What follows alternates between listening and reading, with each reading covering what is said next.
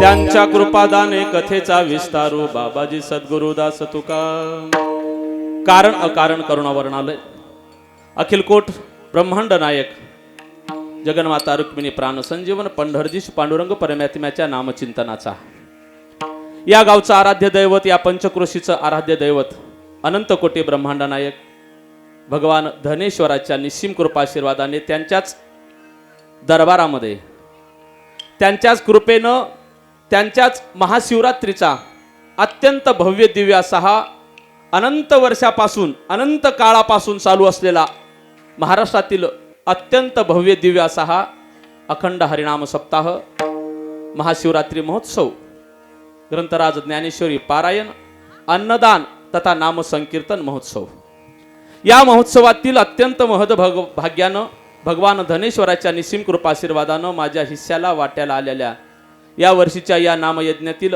6व्या दिवसाच्या नामसंकीर्तन प्रसंगी प्रथमतः अधिष्ठातृ देवता भगवान धनेश्वराच्या मंगलचरणी अनंत प्रणिपात करून या विश्वाचा चालक मालक धनी अनंत कोटी ब्रह्मांड नायक पंढरदीश पांडुरंग परमात्म्याच्या पावन चरणी अनंत प्रणिपात करून पवनसुत हनुमंतरायासह या गावच्या समस्त ग्रामदैवतांना अधिष्ठातृ दैवतांना अनंत प्रणिपात करून ज्ञानदेवे रचिला पाया उभारिले देवालया वारकरी संप्रदायाचा पाया रचणारे कैवल्य साम्राज्य चक्रवर्ती विश्वमाऊली ज्ञानोबारा यांच्या पावन चरणी अनंत प्रणिपात करून तुका झाला से कळस भजन करा सावकाश वारकरी संप्रदायाच्या कलशस्थानी वाचणारने तथा ज्यांचा अभंग आज आपण चिंतनाकरिता सेवेकरता निवडला श्रीमंत श्री जगद्गुरु तुकोबारा यांसह सकल संत महंताच्या पावन चरणी अनंत प्रणिपात करून संत श्रेष्ठ भगवान बाबांसह या महाराष्ट्राच्या भूमीमध्ये अवताराला आलेल्या सकल संत महंतांच्या पावन चरणी अनंत प्रणिपात करून कोट्यावधी देवतांची कोट्यावधी मंदिरं जरी या विश्वामध्ये असली तरी ज्यांचं एक जरी मंदिर प्रत्यक्षात नसलं तरी ज्यांच्यामुळं आज या विश्वातली नवे भारतातली सगळी मंदिरं सुरक्षित आहेत असे हिंदवी स्वराज्य संस्थापक राजे शिव छत्रपतींच्या चरणी मानाचा मुजरा करून धर्मवीर संभाजी राजांसह या मातीसाठी भूमीसाठी या देशासाठी आपल्या प्राणाची आहुती देणाऱ्या सकल शूरवीरांना तथा देशभक्तांना अनंत अनंत अनंत प्रणिपात करून पंचक्रोशीतील उपस्थित जपी तपी ध्यानी ज्ञानी आचार्य प्राचार्य प्रसारक तत्ववेत्ते महिला पुरुष वारकरी संप्रदायाच्या अखंड सेवेमध्ये असणारे नामवंत असे कथाकार नामवंत असे कीर्तनकार नामवंत असे भागवताचार्य नामवंत असे गायनाचार्य नामवंत असे मृदंगाचार्य नामवंत असे विनेकरी नामवंत असे समस्त गुणवंत कलावंत मायबाप या सर्वांच्या पावन चरणी अनंत प्रणिपात करून ज्याच्या पावन पवित्र मुखातून आपण पवित्र अशी श्रीमद भागवत कथा ऐकत आहात त्यांचे पावन चरणी अनंत प्रणिपात करून मागच्या 7 दिवसापासून ज्यांच्या सुमधुर वाणीतून आपण या संगीताचा आनंद घेत आहात महाराष्ट्रातली मोजकीच पण अत्यंत गुणवान आणि अधिकार संपन्न वारकरी संप्रदायातली रत्न आपण या ठिकाणी माझ्या साथीला उभा केलात महाराष्ट्रातील सुप्रसिद्ध गायनाचार्य परमादरणीय श्री अंगदजी महाराज परमादरणीय मंगेशजी महाराज परमादरणीय जगनजी महाराज ही सगळी थोर रत्न एकदा यांच्यासाठी टाळ्या वाजवा या सर्वांबरोबरच या गावचं भूषण या परिसराचं भूषण ज्यांचं गाणं ऐकून आम्ही लहानाचे मोठे झालोत परमवंदनीय जगन मास्तर गुरुजी उभे आहेत गावातली सगळीच मंडळी उभी आहे दोन्ही माझ्या माता भगिनी उपस्थित आहेत ज्या विनेकऱ्यानं एवढं सुंदर आपल्या समोर वारकरी संप्रदायामध्ये तरण्यानं कसं नाचावं डीजे समोर तर कोणी नाचते पण वारकरी संप्रदायातील परंपरेचा विना खांद्यावर घेऊन एका लेकरानं कसा आनंद उपभोगावा आणि आनंद इतरांना द्यावा या एकदा ह्या विनेकऱ्यांसाठी महाराजांसाठी टाळ्या वाजवायची या सर्वांना अत्यंत पुरून उरणारे महाराष्ट्रातील सुप्रसिद्ध मृदंगाचार्य आम्ही परमादरणीय काजळीबाचा मृदंग ऐकतो परमादरणीय चंदू पांचाळ महाराजांचा मृदंग ऐकतो पण त्याच तोडीचा अत्यंत कमी वयामध्ये मृदंग वाजवणारा महाराष्ट्रातील एक अत्यंत सुप्रसिद्ध मृदंगाचार्य परमादरणीय महेशजी महाराज या ठिकाणी अत्यंत सुंदर साथ देत आहेत त्यांच्या सेवेला मनस्वी धन्यवाद देतो त्याचबरोबर या ठिकाणी कमी वयामध्ये सुद्धा माझ्या वडिलाची मिराशी गा देवा असं म्हणत संतांच्या दरबारामध्ये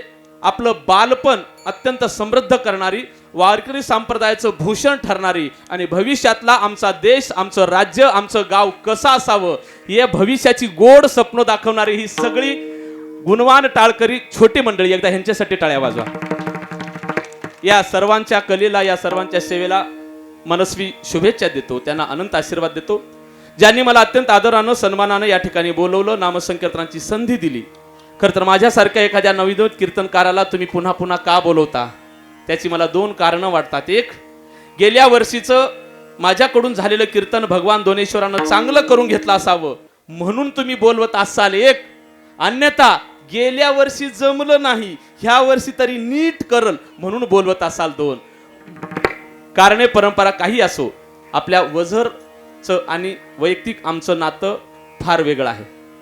आपल्या या अत्यंत प्रेमळ, अत्यंत सधन आणि भक्तीची परंपरा अत्यंत समृद्ध असणाऱ्या भगवान धनेश्वराच्या निस्सीम कृपेनं आनंदी आनंद असणाऱ्या या वझर नामक गावामध्ये मागच्या 2006 पासून माझी धर्मपत्नी सौभाग्यवती सारिका त्र्यंबक स्वामी आपल्या जिल्हा परिषद शाळेमध्ये शिक्षिका म्हणून कार्यरत होत्या.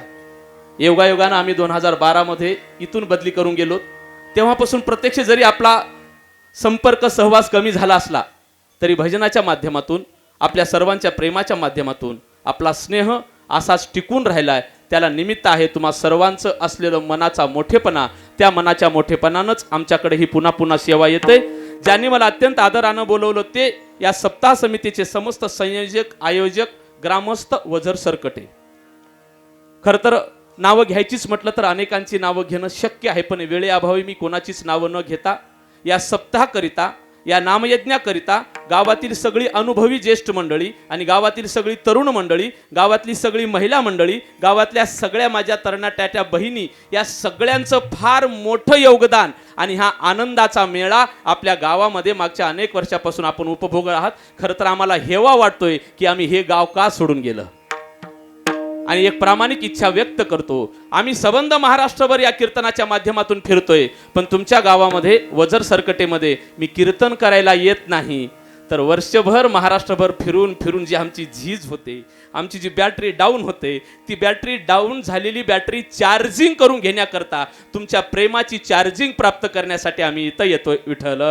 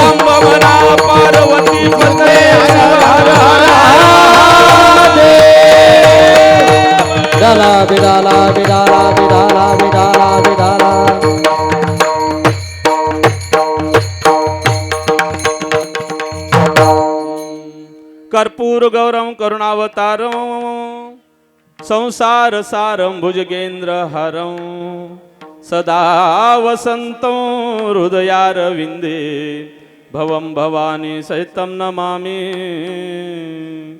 मनोजव मारुततुल्य वेगं जितेन्द्रियं बुद्धिमतां वरिष्ठं वातात्मजं वानरयुत मुख्यं श्रीरामदूतं शरणं प्रपद्ये.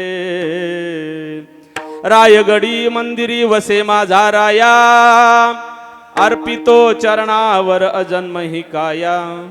जगदीश्वरा समजडली ज्याची ख्याती, साष्टांग नमितो तुम्हा छत्रपती. हे कृष्णा करुणा सिंधो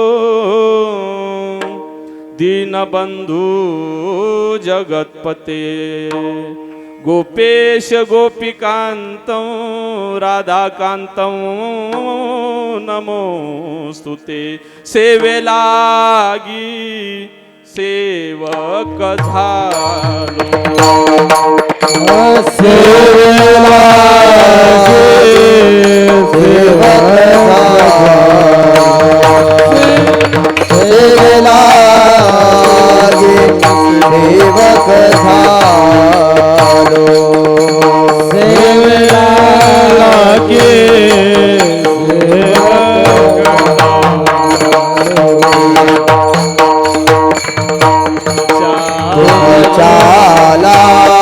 लागलो निज चरणा तुमच्या लागलो निज चरणा आहो स्वामी तुकया देवा यावरी न करावा आवेरा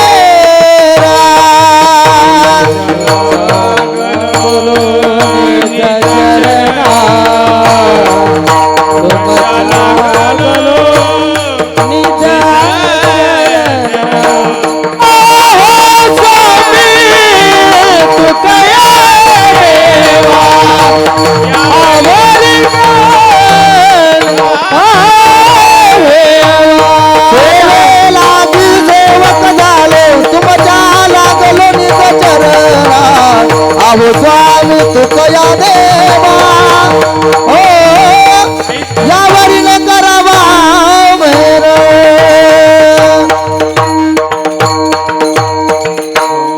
सेवे लागी सेवक झालो तुमच्या लागलो निज चरणा हो स्वामी तुकया देवा यावरी न करावे रो. सज्जन माय बाप हो, माणसानं माणसाची केलेली माती 3 दिवसाला सावडायला मिळती, पण एखाद्या साऊंड सिस्टीम वाल्यानं कीर्तनकाराची केलेली माती कोणाच्याच बापाला सावड्याला मिळत नाही. अशी सुंदर नाती जोपासणारे आमचे राठोड दादा यांची अत्यंत सुंदर साऊंड सिस्टीम आहे. 550 कीर्तनं फिरल्यानंतर अशी साऊंड सिस्टीम आम्हाला पाहायला मिळते. त्यांना मनस्वी धन्यवाद देतोय. प्राप्त स्थळी प्राप्त प्रसंगी नामचिंतन रूपी सेवेकरिता निवडलेला अभंग विश्ववंदे विश्वभूषण देहूचे सुप्रसिद्ध साधू महान भगवत भक्त वारकरी संप्रदायाच्या कलशस्थानी विराजमान असणारे श्रीमंत श्री जगद्गुरु तुकोबाराय यांचा 4 चरणांचा सर्वांच्या दैनंदिन परिपाठातला अभंग असून प्रस्तुत अभंगाद्वारे श्रीमंत श्री जगद्गुरु तुकोबाराया संसारिकाची धन्यता प्रतिपादित करतात. विठ्ठल विठ्ठला विठ्ठला विठ्ठला विठ्ठला. अभंगाची अर्थपूजा मांडण्याच्या पूर्वी या नामयज्ञाच्या निमित्तानं अल्पसहा परिहार. भगवान धनेश्वराच्या निस्सीम कृपेनं पावन झालेलं पुनीत झालेलं पावन पवित्र हे वझर सरकटे नामक ग्राम क्षेत्र. खर तर अशी जागा नाही ज्या ठिकाणी भगवंताचं वास्तव्य नाही. विठ्ठल जळी काष्टी भरला, सर्वत्र भगवंत भरून उरलेला आहे. पण असं असतानाही काही गावावर, काही परिसरावर, काही क्षेत्रावर भगवंताची विशेष कृपा असते. आणि अशा गावाची यादीच करायचं ठरलं तर आपलं वझर सरकटे हे सर्वात भाग्यवान गाव म्हणावं लागेल. विठ्ठल विठ्ठला. कारण असं आहे, आत्ताच जर इथलं हे चित्र बघितलं, अरे कलियुगामध्ये ओरड होते, माणसं परमार्थ करणात, भक्ती करणात, माणसं बिघडली, पोरं बिघडली. एकीकडे मोठ्या प्रमाणात ओरड होते की कलियुगामध्ये काही खरं नाही, कलियुगातली पोरं बिघडलीत, कलियुगातली माणसं बिघडलीत, कलियुगामध्ये कोणी परमार्थ करायला तयार नाही. ज्यांना ज्यांना असं वाटतंय की कलियुगामध्ये परमार्थ करणा झालीत, कलियुगातली पोरं बिघडलीत, कलियुगातली माणसं बिघडलीत, अशा सैराटानं एकदा येऊन आपल्या या वझर सरकटे गावचा हा उत्सव बघावा. त्याच्या डोक्यातली त्या विचाराची झिंग गेल्याशिवाय राहणार नाही. एवढा सुंदर उत्सव आपण करत आहात. आता मी जो अनुभव घेतोय हा अनुभव जगभर जातोय. कशाच्या माध्यमातून? महाराष्ट्रातील एक सुप्रसिद्ध यूट्यूब चॅनल आहे, त्या यूट्यूब चॅनलचं नाव आहे मराठी तडका. आता आपण जे बोलतोय, इथं जे जे भाव व्यक्त होत आहेत, ही सगळी लेकरं गुण्या गोविंदानं नांदत आहेत. आपण जे सगळे हे ठिकाणी आनंद घेतोय, हा सगळा आनंद अत्यंत सूक्ष्म अतिसूक्ष्मपणे संबंध महाराष्ट्रभर कान्याकोपऱ्यामध्ये पसरलेलं मराठी तडका नावाचं चॅनल लाईव्ह प्रसारण करत आहे. त्यांच्या सेवेला मनस्वी धन्यवाद देतोय. या विश्वामध्ये 4 प्रकारची माणसं आहेत. एक आहे स्वार्थी, दुसरे आहेत ना स्वार्थ ना परार्थ, तिसरा आहे स्वार्थी आहे परार्थी आहे, आणि चौथे निव्वळ परार्थी आहे. पहिला स्वार्थी वर्ग आहे. हम दो हमारे दो असं म्हणत केवळ आपला प्रपंचापुरता विचार करणारी आणि केवळ दुसऱ्याची घरं जळायला तर हरकत नाही पण आपले वांगे भाजले पाहिजेत असा स्वार्थीपणाने विचार करणारा एक वर्ग आहे. त्या वर्गाचा विचार करून फायदा नाही. दुसरा वर्ग आहे स्वार्थही नाही परार्थही नाही, आपलंही भलं होऊ द्यायचं नाही, दुसऱ्याचंही भलं करायचं नाही. एखादी माशी जेवताना एखाद्याच्या पोटात गेली, स्वतःही मरती, खाणाऱ्यालाही मारती. तिसरा वर्ग आहे स्वतःचंही भलं व्हावं, इतराचंही भलं व्हावं. हा स्वार्थ आणि परार्थ दोन्हीचा संगम जर कुठं पाहायला मिळत असेल तर तो आपल्या या वजर सरकटे नामक ग्रामामध्ये पाहायला मिळतो. विठ्ठल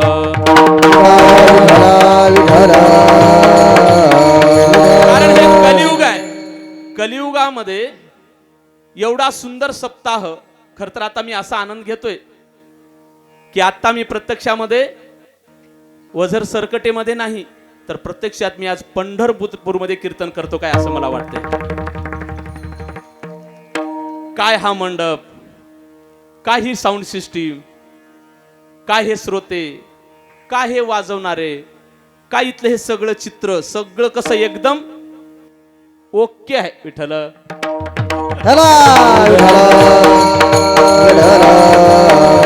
कळालं त्यानं आनंद घ्या, नाही कळालं त्यानं परवा या.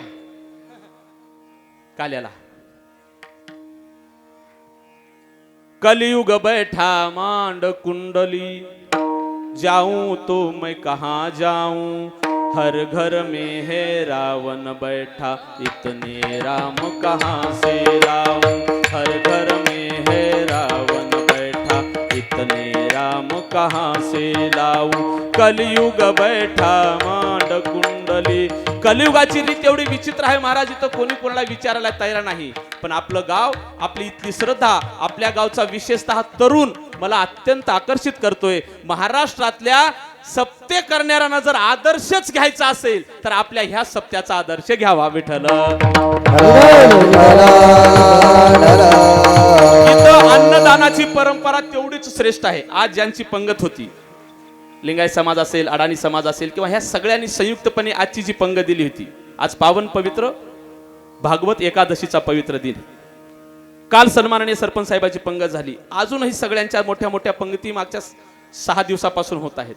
अन्नदानही तेवढंच श्रेष्ठ आहे. ज्ञानदानाची ही फार मोठी परंपरा आपल्या गावामध्ये आहे. अखंड हरिपाठ होतोय, अखंड काकडा होतोय. काकडा करणारी ही सगळीच विद्वान मंडळी, मला सगळ्यांच्या चरणी नतमस्तक व्हायला आवडेल. सगळ्यांची नावं घेणं शक्य नाही.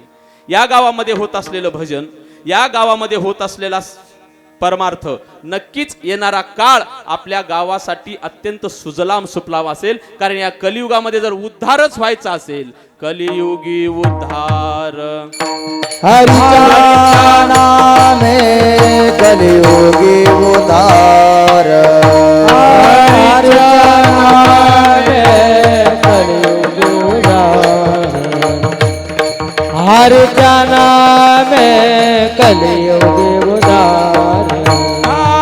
सकळासी येथे आहे अधिकार, सकळासी येथे आहे अधिकार, सकळासी येथे आहे अधिकार, सकळासी येथे आहे अधिकार.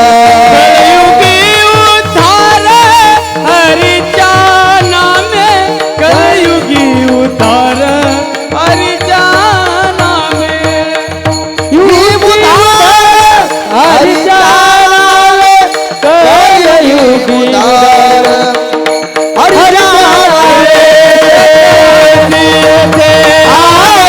अधिकार, कलियुगी उद्धार हरिच्या नामे, कलियुगी उद्धार हरिच्या नामे, कलियुगी उद्धार हरिच्या नामे. या कलियुगामध्ये इतर सगळी साधनांचा क्षय होत असताना योग याग विधी येणे नोहे सिद्धी. योग करा, याग करा, अनेक वेगवेगळी साधनं करा. सध्या त्या साधनाचा क्षय झालाय, त्या साधनांचा प्रभावी वापर कमी झालाय. मग या कलियुगामध्ये जर उद्धार व्हायचा असेल, कलियुगी उद्धार हरीच्या नामे. पण आपलं इथलं हे चित्र वेगळं आहे. आपण ज्या भगवान धनेश्वराचा उत्सव करत आहात, भगवान शिव, आणि नामस्मरण चाललंय हरीचं. म्हणजे हरिहराचं अद्वैत जर कुठं पाहायला मिळत असेल, हरिहर एकच आहेत. हा जर आदर्श कुठं पाहायचा असेल तर तो आदर्श पावा आपल्या या सप्त्याच्या निमित्ताने. विठ्ठल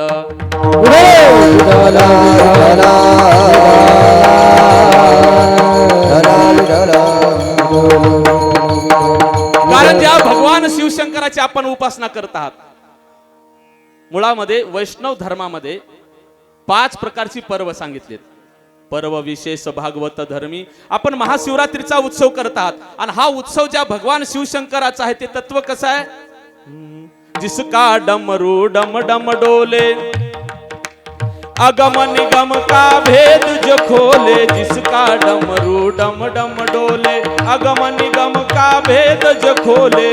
उस डमरू से आवाज आई, भोलेनाथ सा दयालु कोई और तो नहीं.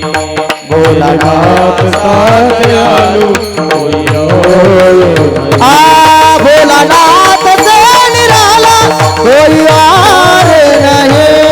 भोलानाथ से निराला कोई और नहीं. ज्या भगवान शिवशंकराचा उत्सव आपण करत आहात, या जगातलं सगळ्यात भोळं दैवत आहे शिव भोळा चक्रवर्ती. भगवान शिव हे भोळं दैवत आहे. अगदी सहज केलेल्या पूजनातून सुद्धा प्रसन्न होणारी ही देवता आहे. आपण सर्वजण त्या देवतेचं पूजन करत आहात. मी तुमचं काय वर्णन करू महाराज? संतांनी वर्णन केलंय.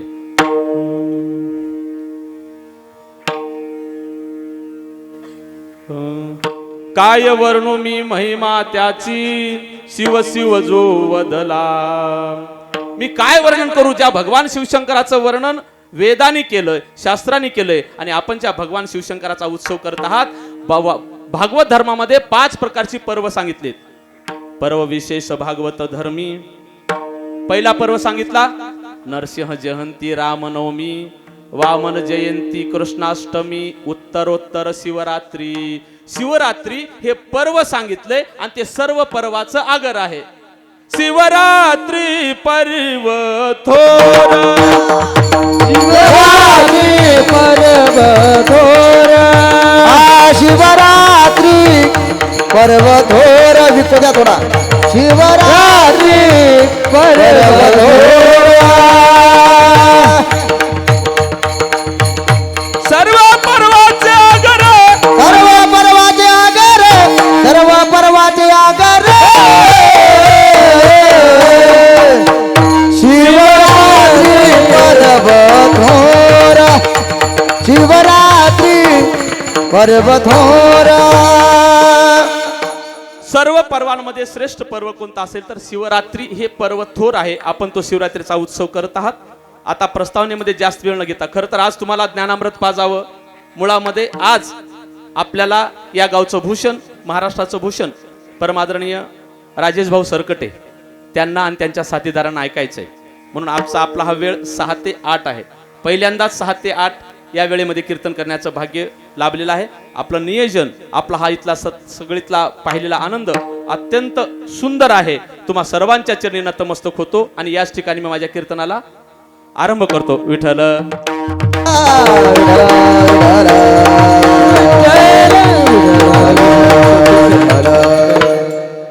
काही गोष्टी कळाल्याच पाहिजेत, काही गोष्टी मिळाल्या पाहिजेत, काही गोष्टी कळू सुद्धा नाहीत, मिळू सुद्धा नाहीत आणि काही गोष्टी कळाल्याही पाहिजेत, मिळाल्याही पाहिजेत. बार काय नाही, काय चिंतनाला आरंभ करतोय.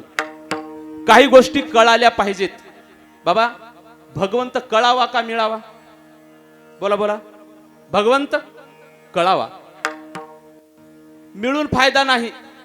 दुर्योधनाला मिळाला नव्हता का? पण त्याला कळाला नाही. भगवंत कळावा. काही गोष्टी कळाव्यात आणि काही गोष्टी मिळाव्यात. एखाद्याला तहान लागली, त्याला पाणी कळावं का मिळावं? मिळावं. त्याला पाणी कळालं, H2O म्हणजे पाणी, हायड्रोजनचे 2 अंश, ऑक्सिजनचा 1 अंश. पाणी तहान लागल्यानंतर पाणी कळावं का मिळावं? बोला बोला. पाणी मिळावं. देव कळावा. तहान लागल्यास पाणी कळून फायदा नाही, पाणी मिळावं. आणि काही गोष्टी कळूही नयेत, मिळूही नयेत. एंडोसल्फान प्यायला कळावं आणि मिळावं दोन्ही जमते का? कळूनही फायदा नाही, मिळूनही फायदा नाही. पण काही गोष्टी मात्र या जगामध्ये कळाल्याही पाहिजेत आणि मिळाल्याही पाहिजेत. अशी जर तत्वच कोणतं असेल तर ते म्हणजे आपल्याला संत कळालेही पाहिजेत आणि संत मिळालेही पाहिजेत. विठ्ठल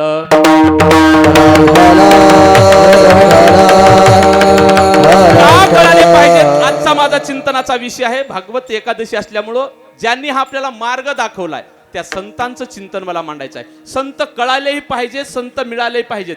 या विश्वामध्ये एक वर्ग अल्पज्ञ आहे, एक अज्ञ आहे, एक सर्वज्ञ आहे. काही काही अज्ञ आहेत महाराज. काही काही जणांना काहीच कळना, काहीच कळना. एका नवऱ्याला बायकोनं 2 रुपये दिले, 1 रुपयाचे 2 नाणे दिले आणि सांगितलं जा बाजारातून 1 रुपयाचे वांगे आणि 1 रुपयाचे टोमाटे घेऊन या. आता बायकोनं सांगितल्यावर ऐकावं लागेल का नाही? वजर मध्ये कसं आहे? बोला बोला बोला. ऐकावंच लागते. घरोघरी तीच परी, न सांगेल तीच बरी. नवरा बाजारात गेला, हातामध्ये 2 कॉईन आहेत, 1 रुपयाचा एक, दुसरा 1 रुपयाचा एक. बाजारात गेला, बराच वेळ थांबून पुन्हा घरी वापस आला आणि बायकोला विचार लागला. अगं म्हणाला, ह्या कोणत्या रुपयाचे वांगे आणू आणि कोणत्या रुपयाचे टोमॅटो आणू? याला कुठं भरती करावं आता? अरे कोण हे झाले अज्ञ, यांना काहीच कळणार नाही महाराज. क्या किया क्या किया क्या किया रे तूने जीवन गवा दिया, क्या किया रे हाय जिसे पाला था उसको दे दिया, जिसे पाला था उसको दे दिया, जिसे पाला था उसको दे दिया. क्या किया क्या किया क्या किया रे, क्या किया क्या किया रे, तूने जीवन गवा दिया, क्या किया रे, जिसे पाला था उसको दे दिया, पाला था उसको दे दिया. पहिला वर्ग आहे अज्ञ, यांचं चिंतन करून फायदा नाही. दुसरा आहे अल्पज्ञ. काही काही जणांना कळतंय पण थोडंसं कळतंय, अर्धवट कळतंय. आणि half knowledge is very dangerous. कळावं तर जितू भाऊ पूर्णच कळावं, नाहीतर न कळालेलं बरं. अर्ध कळून फायदा नाही. आणि अर्धेवट ज्ञानी तर महाराज फार अवघड करतात. अर्धवट ज्ञान धोकादायक आहे. आता मला विस्तार करायला वेळ नाही, पुढे चलू आपण. तिसरा वर्ग आहे तज्ञ. तज्ञ म्हणजे ज्याला एकाच क्षेत्रातलं कळते. आता आमचे नाना तबला वाजवतात, नानाला तबल्यातलंच कळते. नानाला जर मी म्हणालो नाना थोडं विमान बिघडलंय दुरुस्त करा बरं, जमल का? आमचे गुरुजी गोड गातात, गुरुजींना गायनातलंच कळते. मी जर गुरुजीला सांगितलो माझ्या पाण्याची मोटर खराब झाली बघा बरं, जमल का गुरुजी? तज्ञ असतात पण एकाच क्षेत्रातले असतात. राजकीय क्षेत्रातले तज्ञ असतील, संगीत क्षेत्रातले असतील, शिक्षण क्षेत्रातले असतील. अज्ञ, अल्पज्ञ, तज्ञ. पण एक वर्ग या विश्वामध्ये आहे ज्याला सर्वज्ञ म्हणतात. सर्वज्ञ म्हणजे त्यांना भूतकाळातलंही कळतंय, वर्तमानातलंही कळतंय आणि त्यांना भविष्यातलंही कळतंय. आणि असे जर तज्ञ कोण असतील तर या जगाच्या पाठीवर केवळ आणि केवळ असे जर सर्वज्ञ कोण असतील तर जगाच्या पाठीवर केवळ संत आहेत. संतांना भूतकाळही कळाला महाराज. पहिले कोठेच नव्हते काही. बाबा तुम्ही मागच्या मंगळवारी दुपारी कोणती भाजी खाली होती? सांगता येत नाही. आपलं नाव माहित नाही बरं, आपण फार मोठे अधिकार संपन्न आहात. तुम्ही सांगा, तुम्ही मागच्या सोमवारी सकाळी कोणती भाजी खाली होती? आपल्याला 8 दिवसाखालचं ऐक कळत नाही. संतांनी मागचं सांगितलं महाराज. पूर्वी कोठेच नव्हते काही, एकले न कंठेची म्हणून यायेने, केली निर्माण 14 भुवने, मेघ चंद्र सूर्य गगन तारांगणे. अरे भगवान तर एकटाच होता, एकटाच. त्याला कर्म ना गेलं म्हणून भगवंतानं ही सृष्टी निर्माण केली. संतांनी सांगितलं, भूतकाळ सांगितला, संतांनी भविष्यकाळही सांगितला. मला भविष्यामध्ये सध्या काय होते? विषय ओढी भुलले जीव, विषयामध्ये गुंतलेत महाराज. हल्ली दूध घरोघर जाऊन विकावं लागतंय. दूध घ्या, दूध घ्या, दूध घ्या. दारूवाला कधी आलाय काय वजरला दारू घ्या म्हणून? त्याचं कुठंही नालीच्या कडेला राहू द्या, तिथं जाऊन नगदी घेतात, उदारी सुद्धा नाही. विठ्ठल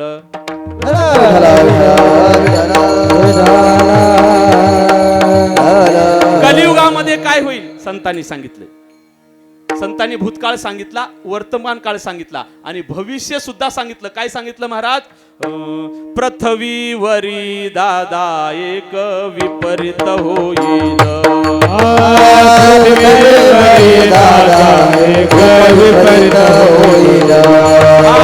बहीण भावा दोघांचा विवाह लागेल. हे बहीण भावा दोघांचा विवाह झालेला. हा 7 वर्षाची कन्या दादा व्रतार मागेल. हे 7 वर्षाची कन्या दादा व्रतार मागेल. हा 7 वर्षाची कन्या दादा व्रतार मागेल.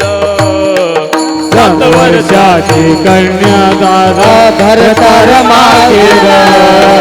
निर्गुण निराकार दादा यावर मागेला. सगुण सगळ्यावयासी आले यमाई माझेला. निर्गुण निराकार दादा जावयावे. सगुण आले यमाई माझेला.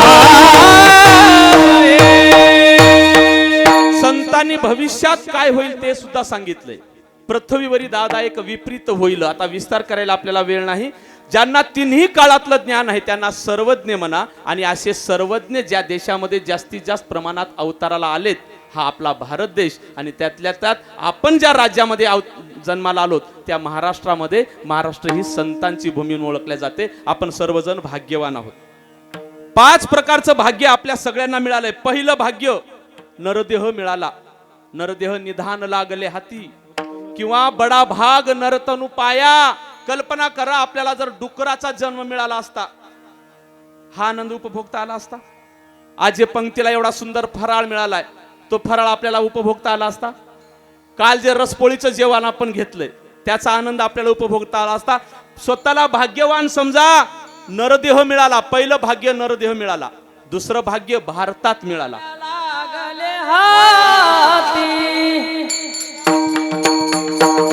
हाती उत्तम सार उत्तम उत्तम सार उत्तम गती.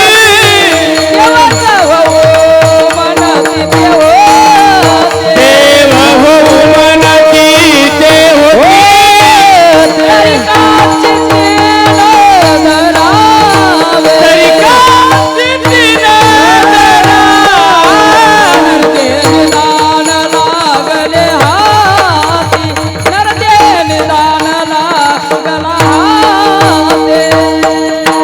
नरदेह निधान लागले हाती. पहिलं भाग्य नरदेह मिळाला. दुसरा भारतात मिळाला. हा जर अफगाणिस्तानात किंवा पाकिस्तानात मिळाला असता तरी हा आनंद मिळाला नसता. महाराज भाग्यवान आहोत, भारतात जन्म मिळालाय. अरे अपनों को भी अपनाया हमने, गैरों को भी अपनाया हमने. मतलब के लिए बेईमानी करके रोटी को नहीं छीना हमने. प्यार करो खुश रहो ये रीत यहाँ की कहती है. हम उस देश के वासी है जिस देश में गंगा बहती है. सारे जहां से अच्छा हिंदोसता हमारा हमारा, सारे जहां से अच्छा. भारतात जन्म मिळाला. दुसरं भाग्य. तिसरं महाराष्ट्रात मिळाला. महाराष्ट्र ही संतांची भूमी आहे. चौथं भाग्य संतांच्या नंतर मिळाला. संतांच्या अगोदर मिळाला असता तर फायदा झाला नसता. आणि 5वं भाग्य 2 लाटांमधून आपल्याला सुरक्षित राहता आलं. हे 5वं भाग्य. 2 लाटा आल्या होत्या फार मोठ्या. ह्या 2 लाटांमध्ये तुम्हाला डॉक्टरनं वाचवलं, तुमच्या पैशानं वाचवलं, तुमच्या सत्तेनं वाचवलं का ईश्वराच्या कृपेनं वाचवलं? ईश्वराच्या कृपेनं. बरे झाले आजीवरी, नाही पडलो मृत्यूचे आहारी, उरले ते हरी आता तुम्हा समर्पण. अरे या 2 लाटांमध्ये मोठे मोठे गेले महाराज, पण आपलं भाग्य आपण राहिलोत. आणि या 2 लाटांमध्ये 2 जण वाचले फक्त. या 2 लाटांमध्ये 2 जण वाचले. कोण कोण? एक तुम्ही वाचलोत आणि एक तुम्ही वाचलात म्हणून कीर्तन ऐकायला आलात आणि मी वाचलो म्हणून कीर्तन विठ्ठल. आपण ज्या देशामध्ये अवतरण आलोत, मला सगळ्या तरुणांना इथून उद्बोधित करायचंय. माझ्या तरुणांनो ऐका, या जगाच्या पाठीवर सर्वश्रेष्ठ धर्म कोणता असेल, सर्वश्रेष्ठ संस्कृती कोणती असेल, तर ती म्हणजे आमची वैदिक सनातन हिंदू धर्म संस्कृती होय.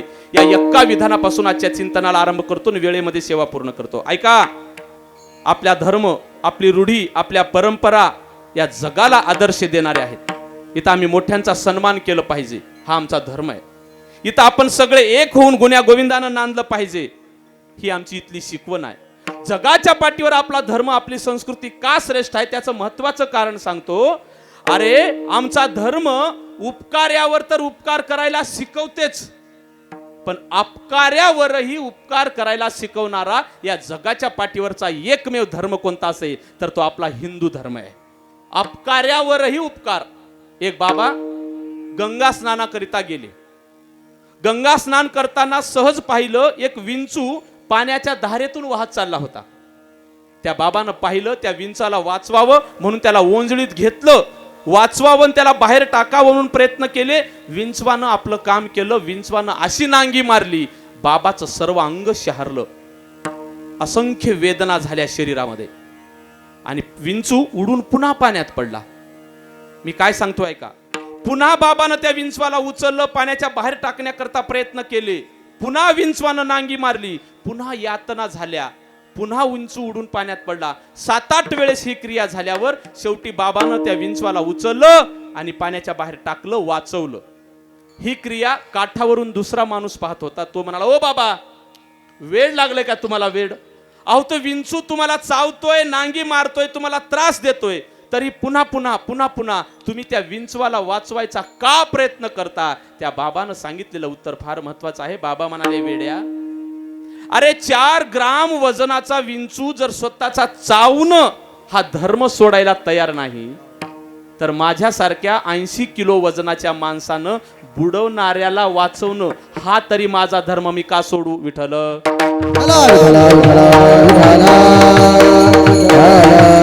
त्या महात्म्यानं त्या विंचवाला का वाचवलं सांगू का? येतो कळवळा म्हणून येतो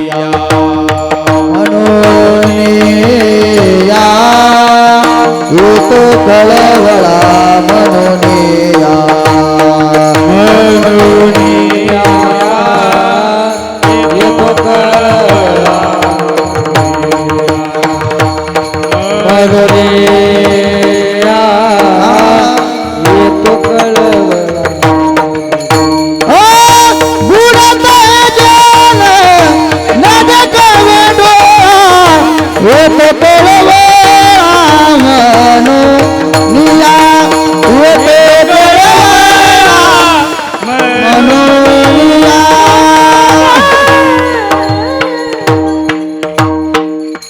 त्या बाबांनी का वाचवलं त्या विंचवाला? त्याचं कारण आहे का?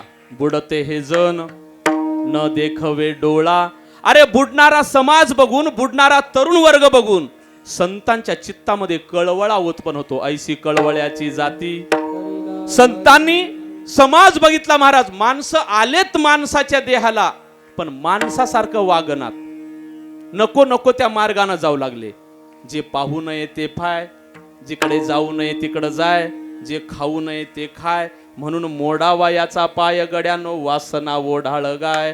माणसं वासनेच्या आहारी गेले आणि नको नको ते करू लागलं. हा बुडणारा समाज संतांनी निरक्षून पाहिला. संतांच्या अंतकरणात दया उत्पन्न झाली आणि त्या विंचवाला जसं वाचवलं त्याचं कारण आहे त्यांचं अंतकरण दयेनं ओतप्रत भरलेलं होतं.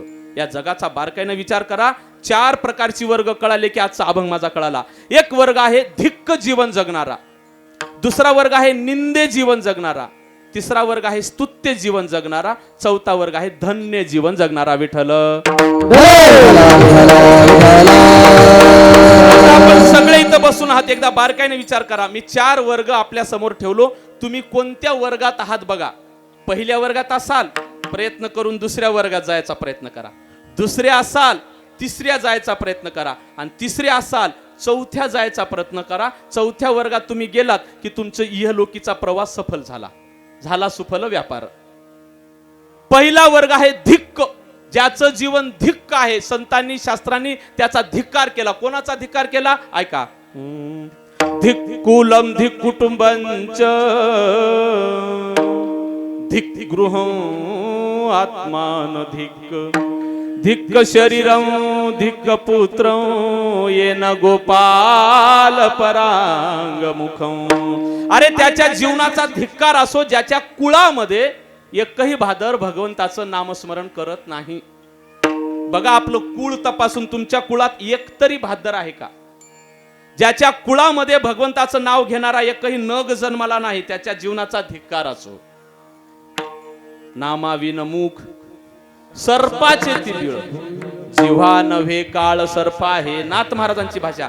पहिला वर्ग सांगितलाय ज्याच्या कुळामध्ये नाव घेणारा एकही भादर नसेल. तुमचं कुळ तपासून बघा, तुमच्या खानदानात तुमच्या कुळामध्ये एकतरी भगवंताची भक्ती करणारा भादर आहे का? असेल तरच तुका म्हणे कोटी कुळे ती पुनीत. अरे त्या कुळाचा उद्धार होतो. एक जरी भादर भगवंताचं नाम घेणारा किंवा भगवत कार्य करणारा असेल तर त्या कुळाचा धिक्कार असो.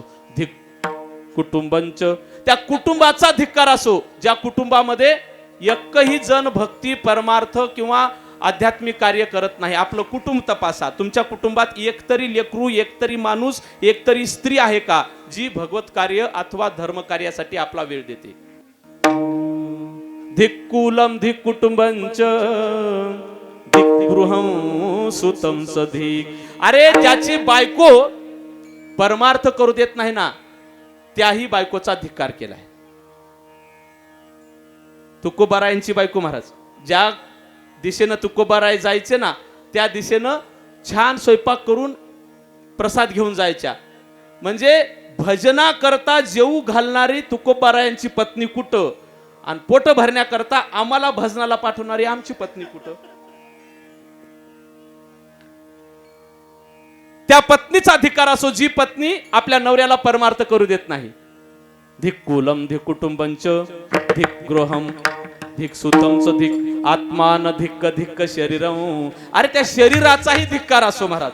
जे शरीर भगवंताच्या कार्याला सत्कारणी लागत नाही. मला आनंद वाटतो एकदा ह्या सगळ्या तरुणांसाठी तुम्ही टाळ्या वाजवा. वजर मधल्या इथं जे अन्नदान होताना मी बऱ्याच जणांना फोन करतो. आदरणीय माझा मित्र गणेश नागरे आहे, आमचा पिनू नागरे आहे, आमचे शिवाजी महाराज आहे, शिवा महाराज आहेत. ह्या सगळ्यांना फोन करतो मागच्या 5-6 दिवसापासून. महाराज कसा सुरू आहे कार्यक्रम? मी प्रत्येक वेळेस त्यांना असंच बोलताना बघितले. महाराज मी पंक्तीला जेवायला वाढवलं, तुम्हाला पुन्हा फोन करतो बरं. एवढा सेवाभाव, एवढी निष्ठा, एवढा परमार्थ करण्यासाठी वेळ देणारा तरुण कदाचित महाराष्ट्रामध्ये एखाद्याच गावात पाहायला मिळेल. आपलं गाव त्या मानानं फार भाग्यवान आहे. विठ्ठल. खरं तर ही आपल्या गावातली दुसरी दिवाळी आहे ह्या वर्षातली. कितवी दिवाळी आहे? दुसरी. ह्याच्या अगोदरची दिवाळी आपण कधी केली?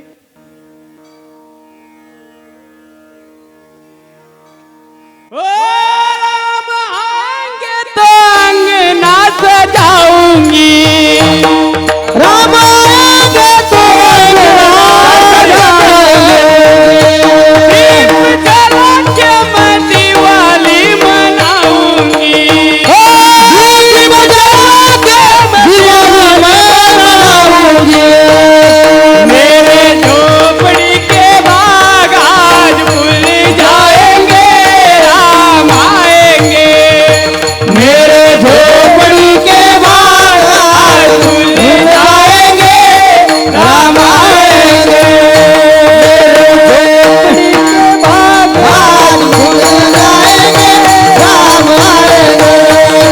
मेरे झोपड़ी के बाग आज खुल जाएंगे, राम आएंगे. पहिली दिवाळी आपण बलिप्रतिपदेला साजरी केली त्यावेळेस. दुसरी दिवाळी 22 जानेवारीला साजरी केली. कधी? ज्या वेळेस साक्षात भगवंताचं प्रागट्य राम लल्लाच्या रूपानं अयोध्येत झालं. एकानं मला विचारलं, महाराज राम प्रगट झालेत अयोध्येत, मग वझर मध्ये का बेजाऱ्या व्हा? रांगोळ्या टाक, सडे टाक, झेंडे लाव, का बेजाऱ्या व्हा? मी म्हणलो, वेड्या, जरी प्रत्यक्ष भगवंत मूर्ती रूपानं जरी अयोध्येत प्रगट झाले असले तरी समज तुझा जर भाव शुद्ध असेल ना, सुखे येतो घरा, येतो घरा नारायण सुख येतो नारायण सुख येतो नलगती सायास जावे वनांतरा नलगती सायास जावे वनांतरा सुखे येतो घरा नारायण सुखे येतो घरा नारायण सायास आपण आता टेस्ट मॅच खेळू नये, वन डे खेळू नये, आता T20 खेळू, कमी ओव्हर्स मध्ये जास्त रन्स काढू. पहिली दिवाळी, दुसरी दिवाळी भगवंताच्या प्रगटाच्या निमित्ताने, आणि आता आपल्या गावात होत असलेली ही तिसरी दिवाळी आहे. भाग्यवान आहात, तुमच्या गावामध्ये एका वर्षामध्ये 3-3 दिवाळ्या तुम्हाला उपभोगायला मिळत आहे. स्वतःला फार भाग्यवान समजा. मला हेवा वाटतोय वजर सरकटेचा. पुन्हा जर मला जन्मच मिळाला, वझरला मिळावा. विठ्ठल.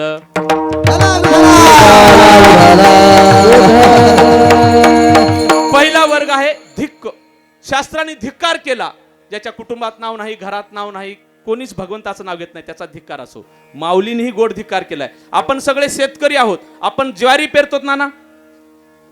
ज्वारी पेरल्यानंतर ज्वारीला कंस लागतात, पण सगळी कंस सारखे नसतात. काही छोटे असतात, काही मोठे असतात, काही मध्यम असतात. पण काही कंस अशी असतात जे ज्यांना धान्य लागलेले दिसतात, पण त्याला धान्यच लागत नाही. त्याला कोणतं कणीस म्हणतात? काजळी पडलेलं, किंवा माऊलींच्या भाषेमध्ये सोपट कणीस. कने विनसो पटे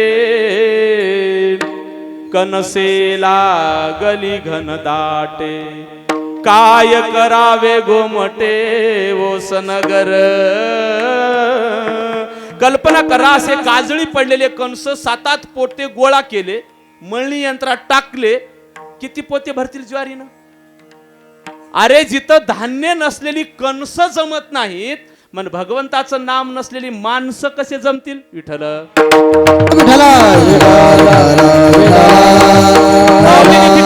थोडं पुढे चलतो. तुकोबारायने तरी एक अभंगच खर्ची घातलाय धिक्कार असणाऱ्याचा. कोणाचा धिक्कार? अभंग ऐका. 8 लोकांचा धिक्कार केलाय. तुम्ही कुठं बसता बघा. कोणाचा धिक्कार केला ऐका. धिक्क जिने तो बाईले अधीन परलोक मान नाही दोन्ही. धिक्क जिने ज्याचे लोभावरी मन अतीत पूजन घडेची ना. धिक्क जिने आळस निद्रा जया फार अमित आहार अगोरिया. धिक्क जिने नाही विवेक वैराग्य झुरे माना लागी साधुपणा. तुका म्हणे ऐसे धिक्क झाले लोक निंदक वादक नरका जाती. वादक म्हणजे महेश महाराज तुम्ही नाही, बरं रागात बघू नका. 1.5 तास झालं वाजवायलो बाबासाठी, बाबा मलाच नरका जातील. वादक म्हणजे वाजवणारे नाही, वादक म्हणजे वाद घालणारे. पहिला धिक्कार केला. आता ऐका बारकाईनं. कोणाचा? धिक्क जिने तो बाईले अधीन, जो बायकोच ऐकतो त्याचा धिक्कार आहे. कुठं बसता आपण आता? भास्कर माऊली नाही. प्रत्येकानं बरं सिद्धच करू काय? बायकोच ऐकत नाही अशाने हात वर करा.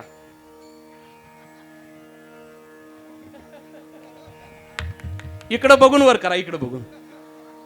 लाग नाही महाराज, लाग नाही. का सरपंच साहेब तुमची काय तेच कंडिशन आहे. तुम भी नकटे हम भी नकटे सब नकटों का मेला. उसमें आया एक नाक वाला वो भाई बन गया इनका चेला. घरोघरी तीच परी. बरं झालं तुम्ही हात वर केला नाहीत. तुम्ही जर हात वर केला असता, तुमचा सकाळचा 3 दिवसाचा चहा गेला असता. विठ्ठल.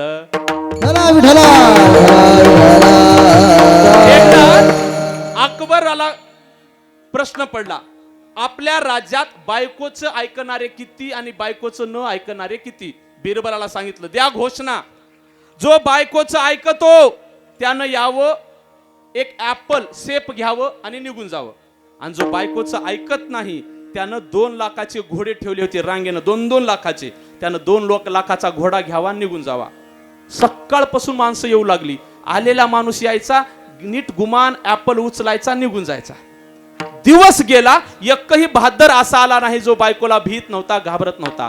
सायंकाळ होत आली. बिरबलाला चिंता वाटली. अरे रे रे, मी कोणत्या राज्याचं नेतृत्व करतोय? माझ्या राज्यामध्ये एकही बहादर नाही का? पण एवढ्यामध्ये एक माणूस आला, आणि आल्यानंतर तो डाव्या बाजूला गेला, घोडा घेतला आणि निघून गेला. बिरबलाला आनंद वाटला, वा कोई तो है जो बायकोला घाबरत नाही. पण त्याचा आनंद फार वेळ टिकला नाही. हे गेलेलं 10च मिनिटात वापस आलं. राजाने विचारलं, काय झालं?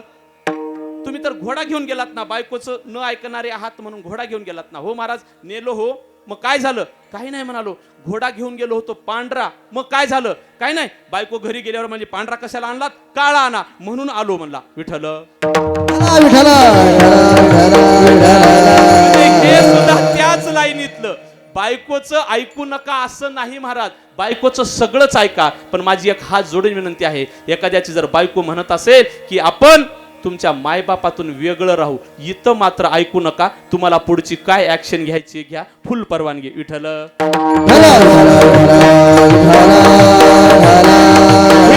तो बाईले अधीन, परलोक मान नाही दोन्ही. त्याला इथंही मान नाही, वरी गेल्यावर मान नाही. आता तुम्ही कोणत्या वर्गात बसता स्वतःला तपासत चला बरं. दुसरं सांगितलंय, धिक्कजिने ज्याचे लोभावरी मन, अतीत पूजन घडेची ना. जो निव्वळ लोभी आहे, माझं माझं माझं गाड ओझ म्हणून निव्वळ स्वतःचेच पोट भरतो, उष्ट्या हातानं कधी कावळा मारत नाही, त्याच्याही जीवनाचा धिक्कार केलाय. मत कर तू अभिमान रे बंदे, मत कर तू अभिमान.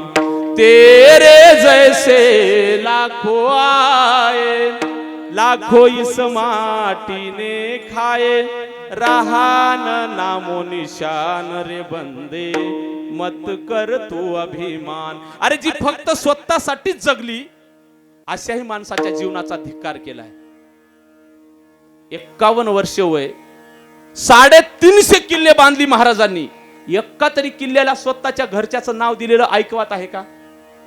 जिजाऊ गड आहे, संभाजी गड, व्यंकोजी गड, शहाजी गड. महाराष्ट्रातच नाही महाराज, जगाच्या पाठीवर असा एकच राजा जन्मला आहे. एकच राजा महाराज. लोभ नाही, कसल्याही प्रकारची स्वतःचा स्वार्थ नाही. बरं झालं राजा तुम्ही जन्माला आलात. बरं झालं राजा तुम्ही जन्माला आलात. तुम्ही जर जन्मालाच आला नसता तर बाटल्या असत्या आमच्या मुली बाळी, दिसलं नसतं कुंकू कपाळी, दिसली नसती अंगणातली तुळस, दिसला नसता मंदिरावरचा कळस. काशी की कला जाती, मथुरा में मस्जिद होती. अगर हमारे एक छत्रपति शिवाजी महाराज ना होते तो यहाँ पे सुन्नत सबकी होती, यहाँ पे सुन्नत सबकी होती. एकच राजा या विश्वामध्ये जन्मला आहे.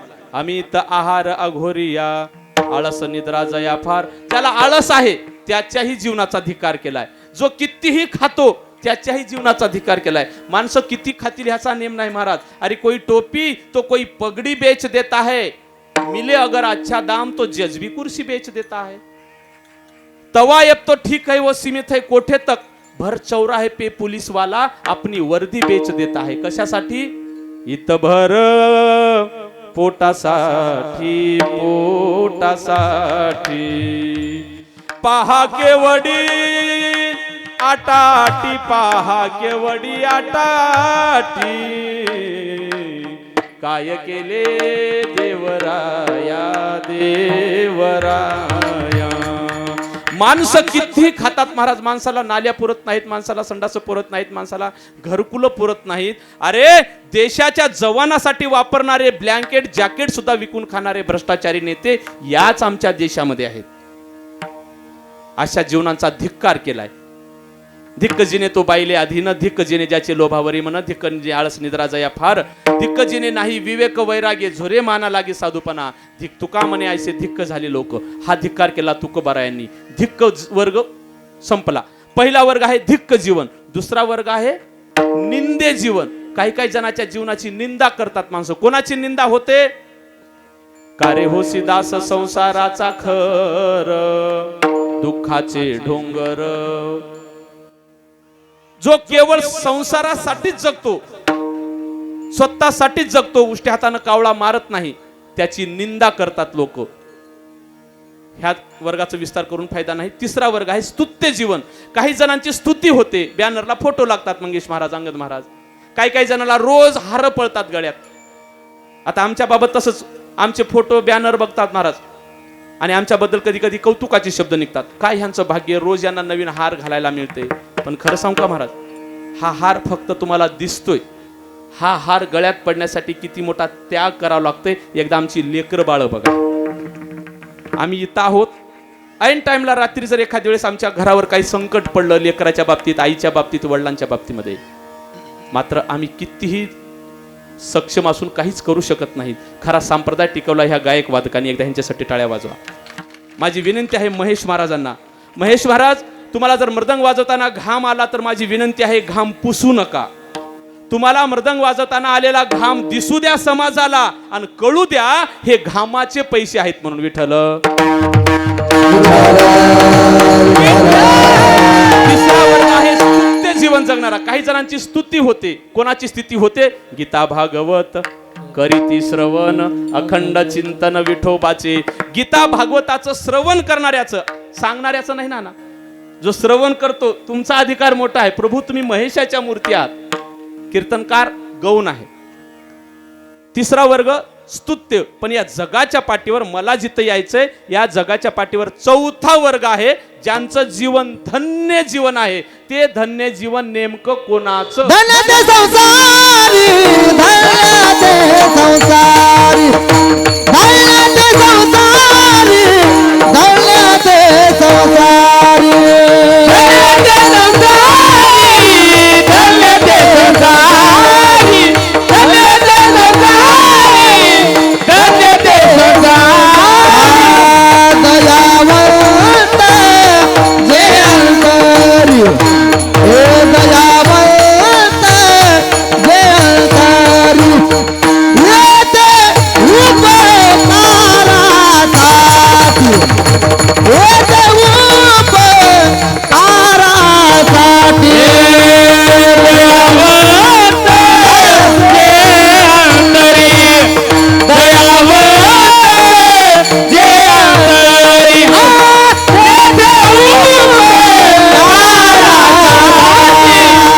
येते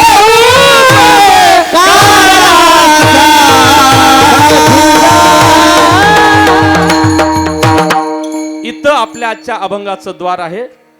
चौथं जीवन आहे धन्य जीवन. धन्य जीवन कोणाचं? तुकोबाराय अभंगाच्या पहिल्या चरणात सांगतात, धन्य ते संसारी. असं बोट केलं, ते धन्य आहेत. धिक बघितले, निंदे बघितले, स्तुत्य बघितले, पण प्रामाणिकपणे सांगा, इथं बसलेल्या कोणाला आपलं जीवन धन्य व्हावं वाटत नाही? कोणाला आपला सत्यानाश व्हावा, आपला हेंडगा व्हावा लागा वाटते? प्रत्येकाला वाटतंय आपलं जीवन धन्य व्हावं, आपलं जीवन सार्थकी लागावं. नव्हे, प्रत्येक मानवी जीवनरूपी गंगा धन्यता रूपी संसाराच्याच दिशेनं वाहत आहे. प्रत्येकाला वाटतंय आपलं जीवन धन्य व्हावं, पण नेमकं धन्य जीवन कशानं होतंय? तुकोबाराय या अभंगामध्ये सांगतात, धन्य ते संसारी. असं बोट केलं, त्यांचं जीवन धन्य आहे. कोणाचं? दयावंत जे अंतरी, ज्यांचं अंतकरण दयेनं ओतप्रोत भरलंय, त्यांचं जीवन धन्य आहे महाराज. आपलंही जीवन दयेनं अंतकरण ओतप्रोत भरलेलं आहे, पण आपलं स्वतः पुरतं आहे. पण या जगामध्ये एक वर्ग असा आहे महाराज. आता दया कशाला म्हणावी? एक दृष्टांत सांगतो आपल्या समोर. तुम्ही कल्पना करा, रस्त्यानं चाललात, एका चिखलामध्ये एक गाय रुतून बसली. ती गाय तुमची नाही. ती गाय दूध देते का देत नाही माहित नाही. त्या गायीला बाळ होतात का नाही माहित नाही. पण चिखलात रुतलेल्या गायीकडे बघून जर तुमच्या अंतकरणात दुःख वाटत असेल, तुम्हाला वाटत असेल ह्या चिखलात रुतलेल्या गायीला आपण काढावं, त्याला तुम्ही दया म्हणा. का चिखली रुतली गाय, धड भाकण न होय, तियेची ग्लानी होये काला भुला.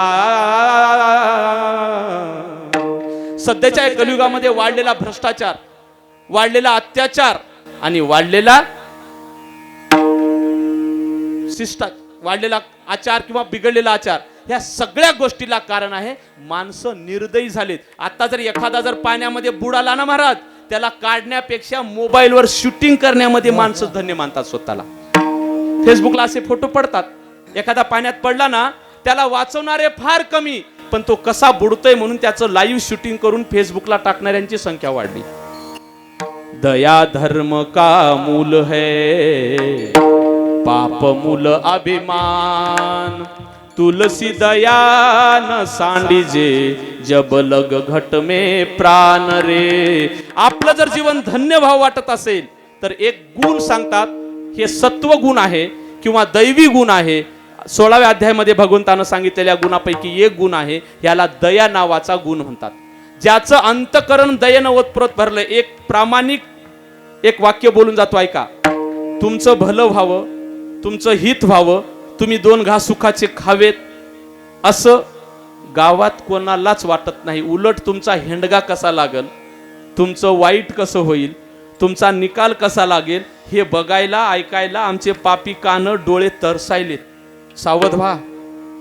तुम्ही 2 घास सुखाचे खावेत फक्त जगात दोघांनाच वाटतंय. ऐका रे तरुण पोरांनो, तुमचं भलं व्हावं, तुमचं हित व्हावं, तुम्ही मोठे व्हावेत, तुम्ही सुखाचे 2 घास खावेत असं फक्त जगात दोघांनाच वाटतंय.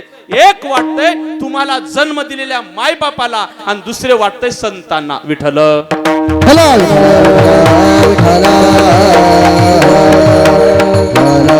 कोण धन्य आहेत? ज्यांचं जीवन दयेनं ओतप्रोत भरलंय. एक दृष्टांत समोर ठेवतो आणि पुढे चलतो. कोणाला म्हणावं दयावान? सकाळची वेळ आहे, सर्वत्र दुष्काळ पडलाय. अन्न अन्न म्हणून माणसं जीव द्यायला लागलीत, प्राण्यांची तर गोष्टच वेगळी. कोरडा दुष्काळ पडलाय, खायला अन्न नाही, प्यायला पाणी नाही.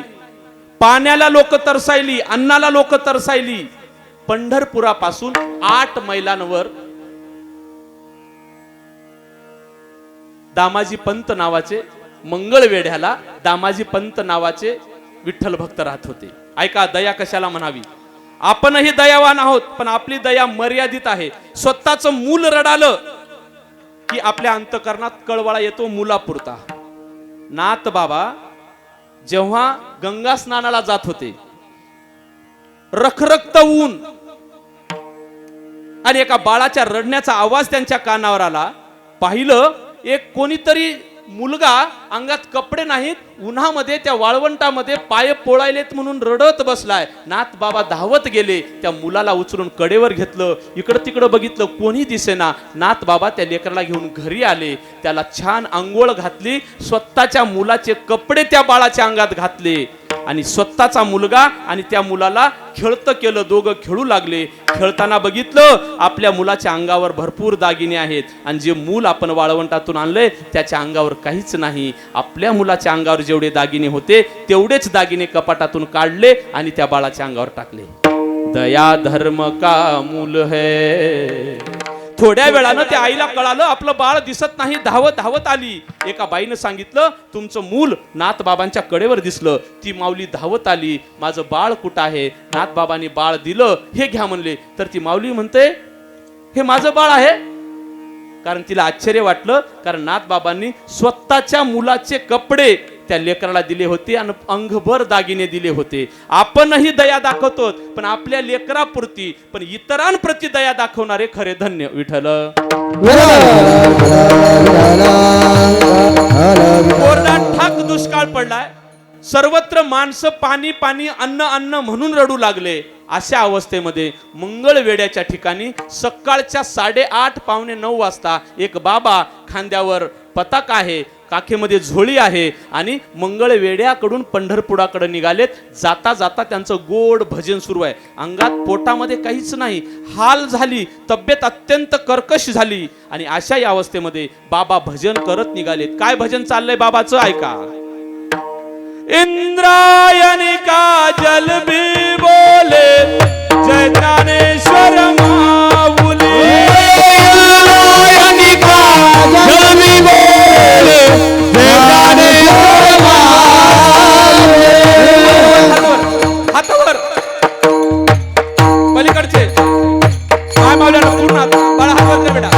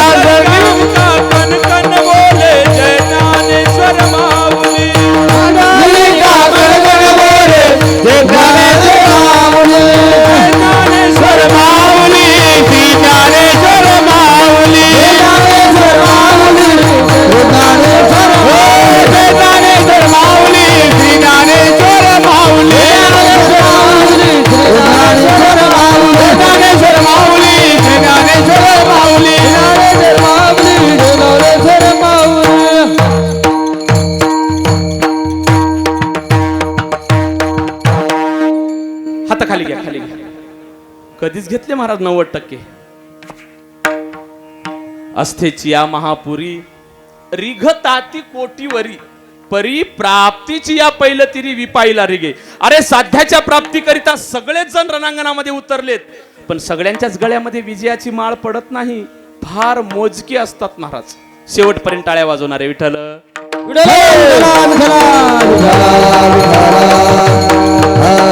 बाबांचं भजन करत दामाजी पंतांच्या घरासमोरून बाबा जात होते आणि बाबा एक क्षणभर दामाजी पंतांच्या ओट्यावर विसावले. दामाजी पंतांनी पाहिलं, मी दया सांगतोय, दया. बाबा आत या ना, आत या ना. बाबांना मध्ये बोलवलं, काठीत झेंडा टेकवला, झोळी ठेवली आणि पाय धुण्याकरता मध्ये बोलवलं. पाय धुवलं आणि नेमका चहा झाला होता, चहा आणून दिला. बाबांना आनंद वाटला. सकाळची वेळ आहे, स्वयंपाक तयार आहे. दामाजी पंतांनी विनंती केली, बाबा प्रसाद तयार आहे, घेता का? त्यांच्या चेहऱ्यावरूनच कळालं की कितीतरी दिवसापासून ते उपाशी आहेत. दया सांगतोय मी. बघा जमलं तर माझ्या तरुणांनो, माझ्या सगळ्या मायबापांना विनंती आहे, बघ जमलं तर संतांचा एवढा गुण बाळगा, आयुष्याचं सोनं झाल्याशिवाय राहणार नाही. किसी के काम जो आए उसे इंसान कहते हैं, पराया दर्द जो अपनाए. अरे ज्याला दुसऱ्याचं दुःख कळतंय ना, तो खरा माणूस आहे दादा. अरे स्वतःच्या सुखानं मत सुखे सुखी तुमम. स्वतःच्या सुखानं तर कोणी सुखी होते रे. जेव्हा तुम्हाला दुसऱ्याचं दुःख आपलं दुःख वाटेल ना, त्या दिवशी तुम्ही माणूस झाला म्हणून समजा. विठ्ठल. बाबांनी विनंती केली, जेवण करता का? हो करतो म्हणाले. हातपाय धुतले, पंक्तीला बसलं. पंचपक्वानाचं ताट आलं. दामाजी पंत बसलेत, ते बाबा बसलेत. पहिला घास मोडला, नैवेद्य समर्पण केला. पहिला घास खाणार. बाबाच्या डोळ्याला घळा अश्रू वाहू लागल्या. दामाजी पंतांना कळना, आम्ही यांना आदरातिथ्य केलंय, जेवायला बसवलंय, तरी का बाबा रडत आहेत? बाबा काय झालं तुम्हाला, का रडताय?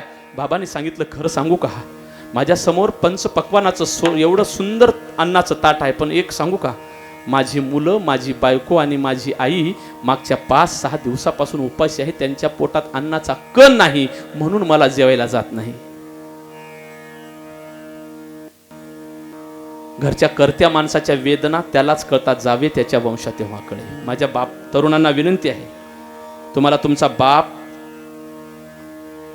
तुमच्यासाठी काहीच करत नाही असं वाटत असेल ना, आजचं कीर्तन बारकाय नाही का दादा. उरा मंदी माया त्याच्या काळ्या मेघावानी. अगदा ऐका गाणं ते. बाप कळत नाही दादा, पण तो नेमका तुमच्यासाठी कसा झुरतो ऐका. घरच्या करत्या पुरुषालाच कळते की घरासाठी काय करावं लागते. बाजारला गेल्यानंतर वाटतंय तो काय काय खाऊन आला की, पण पूर्ण बाजार फिरतो, पण त्याला पाणी सुद्धा प्यायला मिळत नाही. हे त्याच्या वेदना असतात, जावे त्याच्या वंशात तेव्हा कळे. रडू लागला, काय झालं? माझ्या घरचे 5 दिवसापासून उपाशी आहेत, म्हणून मला जेवायला जात नाही. दामाजी पंतांनी शब्द दिला, काळजी करू नका, तुमच्या घरच्यांना वर्षभर पुरेल एवढं अन्न द्यायची जबाबदारी माझी. बोलल्याप्रमाणे शब्दाप्रमाणे वागले. बैलगाडी बोलवली, धान्य टाकलं आणि त्या बाबाला बोळवण करून पाठवून दिलं. बैलगाडी भरलेली पुढे गेल्यानंतर गावातल्या लोकांनी बघितलं, खायला अन्न नाही आणि बैलगाडी भरून अन्न कुठून येतंय. लोक हळूहळू गोळा झाली, गाडी अडवली. कुठून आणला सांगा? तो सांगत नव्हता, पण सगळं धान्य लुटून घेतलं, कारण परिस्थिती तशी होती महाराज. माणसाला गरिबी कधी काय करायला लावेल ह्याचा नेम नाही. खर तर माणसानं गरिबी बघून श्रीमंती बघावी, श्रीमंती भोगून गरिबी माणसाच्या जीवनात कधीच येऊ नये. सगळं धान्य लुटून घेतलं आणि शेवटी विचारलं, सांग म्हणाला कुठून भेटलं एवढं धान्य? त्या बाबानं सांगितलं, दामाजी पंतांनी मला दिलंय. सगळा समाज, लेकरं बाळ बाया घेऊन दामाजी पंतांच्या घरी.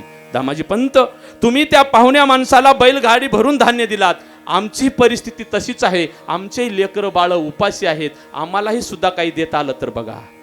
दामाजी पंतांच्या ताब्यामध्ये कल्याणच्या सुभेदारचे 2 गोडाऊन भरलेली धान्य होते. दामाजी पंतांनी विचार केला, सगळा समाज आज उपाशी मरतोय, मी दयावंत ते अंतरी सांगतोय. कोरडी दया दाखवणारे, तुम्ही फार चांगले आहात, तुमचं चांगलं आहे सगळं, असं म्हणून तुमची खोटी स्तुती करून, तुम्हाला गोड गोड बोलून तुमच्याबद्दल दया दाखवणारे भरपूर असतील महाराज, पण आपला जीव धोक्यात टाकून समाजासाठी, राष्ट्रासाठी, जनतेसाठी आपलं जीवन समर्पित करणाऱ्यांचं जीवन खरं धन्य आहे. मला एवढाच आजचा विषय सांगून आपल्याला पुढे जायचंय. दामाजी पंतांनी विचार केला, एवढा समाज आज उपाशी आहे, पण माझ्या ताब्यामध्ये त्या कल्याणच्या सुभेदाराचे 2 धान्याचे गोटार आहेत. आपल्या पत्नीला विचारलं, का ग, माझी एक इच्छा आहे. काय, बोला धनी. एवढा समाज उपाशी आहे, जे धान्याचे 2 गोठार आहेत ना, गोडाऊन भरलेले, मला वाटतंय की मी देऊन टाकावं. बायको कशी असावी? दामाजी पंतांच्या किंवा संतांच्या प्रपंचाकडे बघा बरं. माझ्या सगळ्या मायमावल्यांना विनंती आहे, नवरा तुमच्यासाठी देव आहे. त्याच्या सगळ्या संकटामध्ये जर तुम्ही साथ दिलात तरच तुमचा पातिव्रत धर्म टिकून राहील. संकट येतात, ह्याचा अर्थ हारून जायचं नाही. आणि ज्या वेळेस संकटामध्ये बाकी समाज काही बोलू द्या, त्या संकटामध्ये त्याच्या मायबाप आणि बायकोनं जर साथ दिली ना महाराज, किती मोठं संकट माणूस सहज झेलू शकतो. संकटामध्ये तुमची फार मोठी भूमिका आहे. माझ्या सगळ्या मायमावल्यांना हात जोडून विनंती आहे, संकट येतात, माणसाचे प्रारब्धाचे भोग सुद्धा कधी कधी त्याला भोगावे लागतात, पण अशा वेळेस तुम्ही आपल्या नवऱ्याशी जर प्रामाणिकपणे त्याच्या पाठीशी राहिलात, किती मोठं संकट राहू द्या, वेळ सगळ्यांचीच येते आणि सगळ्यांचाच काळ बदलत असतो. त्या दामाजी पंताच्या पत्नीने सांगितलं, माझी काहीच हरकत नाही, तुम्ही खुशाल द्या. असाच प्रसंग भगवंताच्या जीवनामध्ये आला होता, भगवान शिवशंकराच्या. ज्या वेळेस उपमन्यू अर्ध वाटी दूध मागायला होता, भगवान द्यायला तयार झाले. भोळा साम. पार्वतीने सांगितलं, कसे आहात हो तुम्ही? त्या अज्ञानानं अर्ध वाटी मागितलं म्हणून तुम्ही अर्ध वाटी द्यायला तुम्हाला शोभते? तुम्ही जगाचे मालक आहात. क्षीराचा सागर दिला महाराज. पत्नी कशी असावी? जगन्माता पार्वती सारखी असावी. पत्नी कशी असावी? दामाजी पंताच्या पत्नीने सांगितलं, बिलकुल द्या, पण एक शंका आहे. काय? तुम्ही जर कल्याणच्या सुभेदाराला विचारलात धान्य देण्यासाठी, तो देऊ देणार नाही, आणि तुम्ही जर न विचारता दिलात तर तो तुम्हाला जीवन ठेवणार नाही, तुम्हाला फाशीची शिक्षा देईल. दामाजी पंतांनी क्षणभर विचार केला. 2 बाजू होत्या. एक, समाजाचं हित करून मुलाबाळांना जगवणं एक मार्ग होता, आणि दुसरा मार्ग होता स्वतःचा जीव धोक्यात टाकून आपण स्वतः मृत्यूच्या फासावर लटकणं. तुम्ही जर या ठिकाणी असतात, काय केलं असतं? कुठला समाज, कुठलं गाव, कुठलं काय महाराज, जाऊ द्या, लोक मरू द्या उपाशी, पण धन्य ते संसारी. दामाजी पंतांनी विचार केला, माझ्या एकट्याच्या मरण्यानं जर हा सगळा समाज जर आज समजा आनंदाचे 2 घास खाणार असेल, तर मला मरायलाही काही हरकत नाही. किसी के काम जो आए उसे इंसान कहते हैं, पराया दर्द जो अपनाए उसे इंसान कहते हैं. दामाजी पंतांना त्या कल्याणच्या सुभेदाराची परवानगी न घेता केवळ समाजाच्या हितासाठी आपले 2 धान्याचे गोठार खुले करून टाकले. धन्य ते संसारी, धन्य तू संसार, धन्य ते संसारी, धन्य तू संसारी. दयावंत जे अंतरी, दयावंत जे अंतरी, दयावंत जे अंतरी, दयावंत जे अंतरी, दयावंत जे अंतरी, दयावंत जे अंतरी. धन्य ते संसारी, धन्य ते संसारी,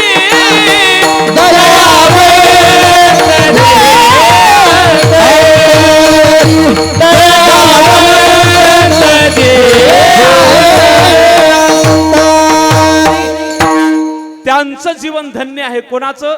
ज्यांच्या अंतःकरणामध्ये दया ओतप्रोत भरलेली आहे. आपलं जीवन जर दयेनं अंतःकरण जर ओतप्रोत भरलेलं असेल, आपलं जीवन धन्य आहे. समजा नसेल तर किमान आजच्या चिंतनातून किमान इतरांप्रती दया तरी बाळ. तुका म्हणे फार थोडा तरी उपकार. थंडीचे दिवस असतात, आपल्याकडे अनेक पडलेले न वापरातले कपडे असतात. गावातली एखादी गरीब बाई बघा, ज्या माऊलीला कोणाचाच आधार नाही, आपले जुने स्वेटर असतील, आपले जुने पांघरुण असतील, आपल्या उश्या असतील, आपल्या वाकळा असतील, फार काही तुम्हाला जमलं नाही तर नाही, किमान एवढं तरी करा. दयावंत जे अंतरी. सकाळची वेळ आहे, 8 वर्षाचे माऊली अनवानी पायानं सिद्धपेठातून आळंदीमध्ये आले. दयावंत ते अंतरी. माझी वेळ संपत आली, सकाळी 8:30ची वेळ आहे. आणि माऊलीनं काखेमध्ये झोळी घेतली आणि विश्वाची माऊली ज्ञानोबा राया भिक्षा मागू लागले. भिक्षाम देही भिक्षाम देही भिक्षाम देही. ज्ञानेश्वर माऊलींना बघायचे आणि त्या काळातल्या कर्मठांचे आळंदीतले दार लागायचे. मी सुरुवातीला बोललो महाराज काही गोष्टी आपल्याला कळाल्याच पाहिजेत, काही मिळाल्याच पाहिजेत आणि काही कळाल्याही पाहिजेत, मिळाल्या पाहिजेत. दुर्दैवानं आम्हाला 3 गोष्टी कळाल्या नाहीत. 1 आम्हाला धर्म कळाला नाही, 2 आम्हाला संत कळाले नाहीत आणि 3 आम्हाला भगवंत कळाले नाहीत. देव कळत नाहीत महाराज आम्हाला. एखादा माणूस जर समजा मंदिराच्या समोरून जात असेल, त्याच्या हातात जर बिडी असेल, मंदिराच्या जवळ आला की तो काय करतो, बिडी मागे लपवतो आणि देवाला नमस्कार करतो. ह्याला काय वाटतंय, देव फक्त समोरच बघतो, मागचं बघत नाही. ह्याला देव कळाला पण सामान्य रूपानं कळाला, विशेष रूपानं कळाला नाही. आम्हाला धर्म कळाला नाही. धर्म तो न कळे काय झाकिले डोळे. आम्हाला देव कळाला नाही आणि आम्हाला संत कळाले नाहीत. ज्या विश्वमाऊली ज्ञानोबरायाच्या दर्शनाकरता रांगा लागत आहेत, परवा एकानं 3.5 कोटी रुपयाचा मुकुट नाव न सांगता ज्ञानेश्वर माऊलीच्या मंदिराला अर्पण केलाय म्हणे. 3.5 कोटी रुपयाचा मुकुट अर्पण केलाय आत्ताच्या काळात आणि त्या काळात त्यांनीच भाजलेले मांडे त्यांना खाऊ दिले नाहीत. वारे जमाने तेरी हद्द हो गई. चांगली माणसं लवकर कळत नाहीत महाराज आम्हाला. माझी विनंती आहे आपण एवढं तरी शिका. दारं बंद व्हायची. 11:30 वाजले, कोणी भिक्षा द्यायला तयार नाही. ज्ञानोबारायांच्या डोळ्यातून अश्रू वाहू लागले, पाय पळू लागले, ऊन वाढू लागलं. तेवढ्यामध्ये एका माऊलीनं आवाज दिला, ए ज्ञाना ए इकडं. अत्यंत आनंद वाटला. मी दयावंत ते अंतरी सांगतोय. ज्ञानोबाराय धावत गेले आणि कोणीतरी एका माऊलीनं 1 भाकर भिक्षा म्हणून वाढली. काय आनंद झाला महाराज. भिक्षा घेऊन धावत धावत धावत ज्ञानोबाराया आळंदीमधून सिद्धबेटाकडे जात होते. सिद्धबेटामध्ये जात असताना इंद्रायणीमध्ये आले. कोणीतरी चटकन पाठी बघून हात धरलं. ज्ञाना बघितलं तर काय महाराज, काका आहेत. काका जाऊ द्या हो, जाऊ द्या हो, मला थोडं आधीच उशीर झालाय. ज्ञाना तुला सांगितलं होतं ना आळंदीमध्ये येऊ नको म्हणून. इंद्रायणी बाटवली, आता आळंदी बाटवायचं ठरवलंय का तू? काय आहे झोळीमध्ये? काका माफ करा बरं, मला जाऊ द्या हो काका, पुन्हा येणार नाही, मी चूक करणार नाही. विश्वाची माऊली ज्ञानियांचा राजा काकाची काकलूत करत आहेत. आणि काकानं बघितलं काय आहे झोळीमध्ये, काढ. काका माफ करा ना, आजच्या दिवस जाऊ द्या ना. आणि हे जे मी झोळीमध्ये नेतोय ना काका, माझ्यासाठी नाही, माझ्या निवृत्ती दादासाठी नाही, मी दयावंत ते अंतरी सांगतोय. आणि काका सोपानासाठी नक्कीच नाही. मी जी भिक्षा नेतोय ना थोडीशी, माझी येवलीशी मुक्ताई मागच्या 3 दिवसापासून उपाशी आहे. काका मला एवढी तरी रोटी तिच्यासाठी नेऊ द्या ना काका. काकाला दया आली नाही. काकानं भिक्षाची झोळी घेतली, झोळी पालती केली. मिळालेली एका भाकरीचा तुकडा काकानं माती मोल पाय देऊन मातीमध्ये घासून घासून खराब करून टाकला. विश्वाची माऊली धाय मोकलून रडू लागली. रिकामी झोळी घेऊन विश्वाचा मालक अश्रू भरल्या डोळ्यानं आपल्या सिद्धबेटाकडे गेले. येवलीसी मुक्ताई आपल्या दादाची वाटच बघत होती. माझा दादा कधी येतो, कधी येतो. दादाला दुरूनच बघितलं. मुक्ताई जाग्यावरून उभा राहिल्या. 4 वर्षाच्या मुक्ताई आहेत. आपल्या दादानं येताना पाहिलं. मुक्ताईला कोण आनंद झाला, माझा दादा येतोय, माझा दादा माझ्यासाठी नक्कीच काहीतरी आणला असणार. अनाथ मुलं आहेत, माय बापांनी कधीच महाराज आपला देह सोडला होता. आज हा जो सगळा आनंद आपण उपभोगतोय ना, तरुणांनो जागे व्हा. अरे आपल्याला 2 आठवणी कायम आपल्या स्मरणामध्ये आपल्याला ठेवायच्या आहेत. एक, जे राम मंदिर आता झालंय ना अयोध्येमध्ये, सहजासहजी झालं नाही. त्या राम मंदिरासाठी मागचे 500 वर्षामध्ये 3.5 ते 4 लाख राम भक्तांचा बळी आपण तिथं दिलाय. तेव्हा कुठे हे राम मंदिर उभं राहिले. जो शहीद हुए है उनकी जरा याद करो कुर्बानी. 3.5 ते 4 लाख. पूर्वीच्या काळामध्ये एखादा पूल बांधण्यासाठी माणूस आणून त्याच्या बुडाला घालायचा म्हणे, तेव्हा कुठं ते पूल टिकायचं. आता हे जो वारकरी संप्रदाय नामक वटवृक्ष झालाय ना महाराज, आम्ही सुद्धा दोघांचा बळी दिलाय. एक दिलाय विठ्ठलपंतांचा आणि दुसरा दिलाय रुक्मिणी मातेचा. तेव्हा कुठं आमचा हा वारकरी नामक वटवृक्ष आज आनंदानं फोपाळतोय महाराज. हा आनंद आपण त्यांच्या दोघांच्या बळीमुळे घेतलंय, याचं मात्र स्मरण राहू द्या. आणि माझी विनंती आहे सगळ्यांनाच हात जोडून, राम मंदिर झालं, काम संपलं नाही, जबाबदारी वाढली. अरे ज्यावेळेस बाबरानं राम मंदिर पाडली ना, त्यावेळेसही भारत बहुसंख्य हिंदूच होता ना. ज्यावेळेस सोरटी सोमनाथाचं मंदिर पाडल्या गेलं 17 वेळा मोहम्मद घोरीनं, त्यावेळेसही आपला देश बहुसंख्य हिंदूच होता ना. ज्यावेळेस स्वाऱ्या झाल्या, ज्यावेळेस इंग्रज भारतात आले, आपण बहुसंख्य हिंदूच होताना माझ्या तरुणांना हात जोडून विनंती आहे, ही जी तुमची एकी आहे की नाही गावातली, ही एकी अजन्म राहू द्या. दृष्ट लागायची शक्यता आहे. फार महत्वाचं आहे बरं. एवढं माझं ऐका. कितीही संकट येऊ द्या, हा उत्सव मात्र आपला वाढतच राहिला पाहिजे. आम्ही असू नसू, आमच्यासारखे लाख कीर्तनकार येतील, पण आपल्या गावातली या उत्सवाच्या निमित्तानं झालेली एकी दृष्ट लागण्यासारखी आहे. हा आनंद स्वर्गातही नाही. जो आनंद वजर सर्कटमध्ये आहे ना, जो आनंद आपल्या गावात या उत्सवाच्या निमित्त आहे ना महाराज, सगळा महाराष्ट्र फिरतोय आम्ही, कर्नाटका फिरतोय, आंध्र प्रदेश फिरतोय, पण तुमच्या वजर सर्कटेमध्ये भगवान धनेश्वराच्या कृपेनं हा जो उत्सवाचा आनंद आपल्या गावात आहे ना महाराज, हे खरं आपलं धन आहे. या धनाचं जतन करा. तुमच्या एवढा भाग्यवान गाव कोणत्या देशामध्ये सुद्धा पाहायला मिळणार नाही. विठ्ठल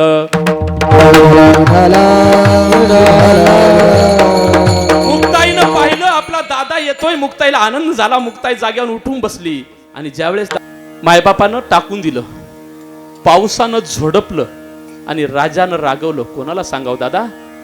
तुमच्यासारख्या ज्ञानियांच्या राजानं जर जगाचं बोलणं मनाला लावून घेऊन जर दुःख करत बसलं, माझी विनंती आहे, जे पुढं होऊन करतात ना त्यांना जया अंगी मोठेपण यातना कठीण. माझ्या तरुणांनो, हात जोडून विनंती करतो, तुम्ही सप्त्यामध्ये जे योगदान देत आहात, तुमचा तरुणा देह तुम्ही ज्या कामासाठी सार्थकी लावत आहात, मी तुम्हाला धन्यवाद देत नाही, तुमच्या मायबापाला धन्यवाद देतो. धन्य माता पिता तयाची.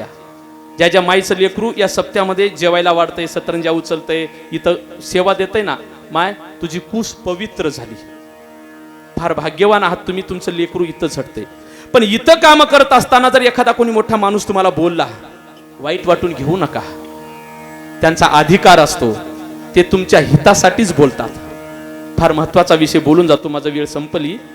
एका मुलाला बापाचा फार राग यायचा, कारण बाप त्याला नेहमी म्हणायचा, ए ते चप्पल वाकडी पडली सरळ कर. ते सरळ करायचं. ते नळ वाया चाललाय बंद कर, बंद करायचं. करायचं काम, पण त्याला बापाचा राग यायचा. हे मला नेमकं असं नेहमी का रागावतंय? एखादा फॅन चालू राहिला, कोणी माणूस नाही, फॅन बंद कर, कळत नाही. एखादी कुंडी पडली असेल कुठं, ते कुंडी सरळ कर. एखादं रोपटं पडलं असेल, रोपटं सरळ कर. ती लाईट चालू आहे, लाईट बंद कर. नेहमी त्याला सांगायचा, चपल्या नीट कर, कुंड्या नीट कर, ते फॅन बंद कर, टीव्ही बंद कर. बाप त्याला नेहमी रागवायचा, नेहमी रागवायचा. ह्याला बापाचा राग यायचा आणि ह्यानं ठरवलं काही करावं, पण ह्या बापाच्या किरकिरीपासून एकदा लांब जावं, लग्न करून घ्यावं, कुठंतरी दूर जाऊन राहावं. म्हणून तो अभ्यास करू लागला, नोकरी लागायच्या उद्देशानं. योगायोगानं अभ्यास चांगला केला, त्याला इंटरव्ह्यूचे कॉल येऊ लागले. एका ठिकाणी त्याला फार मोठा नोकरीचा जॉब आला. सगळ्या तरुण पोरांनो ऐका रे बाबा, एवढा जरी माझा दृष्टांत आपल्याला पटला, माझं कीर्तन सार्थकी लागलं, पुढच्या वर्षी बोलवा न बोलवा. त्या मुलाला बापाचा राग का यायचा? नेहमी बाप सांगायचा, चप्पल नीट कर, फॅन बंद कर, कुंडी नीट कर, लाईट बंद कर, नळ बंद कर. त्याला मोठ्या कंपनीचा ऑफर आला, जॉब आला. इंटरव्ह्यूला गेला. इंटरव्ह्यूला त्या दिवशी 100 पोर आले होते. ह्याला कळालं आपला नंबर लागणार आणि ते पोरं वर गेले. हा सगळ्यात शेवटी वर जाऊ लागला इंटरव्ह्यूसाठी बसण्यासाठी. पण वर जाता जाता नेमकं काय झालं, ज्या ठिकाणी तो बिल्डिंग मध्ये शिरला इंटरव्ह्यूच्या, तिथं चपला पडलेल्या होत्या आणि तिथल्या चपल्या वाकड्या तिकड्या होत्या. त्यानं सवयीप्रमाणे सगळ्या चपल्या नीट केल्या, वर गेला. थोडं पुढे गेल्यावर एका हॉलमध्ये कोणीच नव्हतं, पण फॅन चालू होता. त्यानं फॅनचं बटन बंद केलं. थोडं पुढे गेल्यावर एक हॉल होता आणि त्या हॉलचे लाईट चालू होते. त्यानं ते सगळे लाईट बंद केली.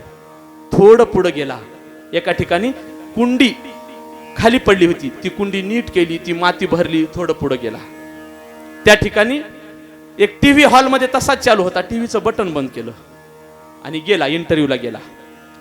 सगळ्यांचे इंटरव्ह्यू झाले, ह्याचाही नंबर आला.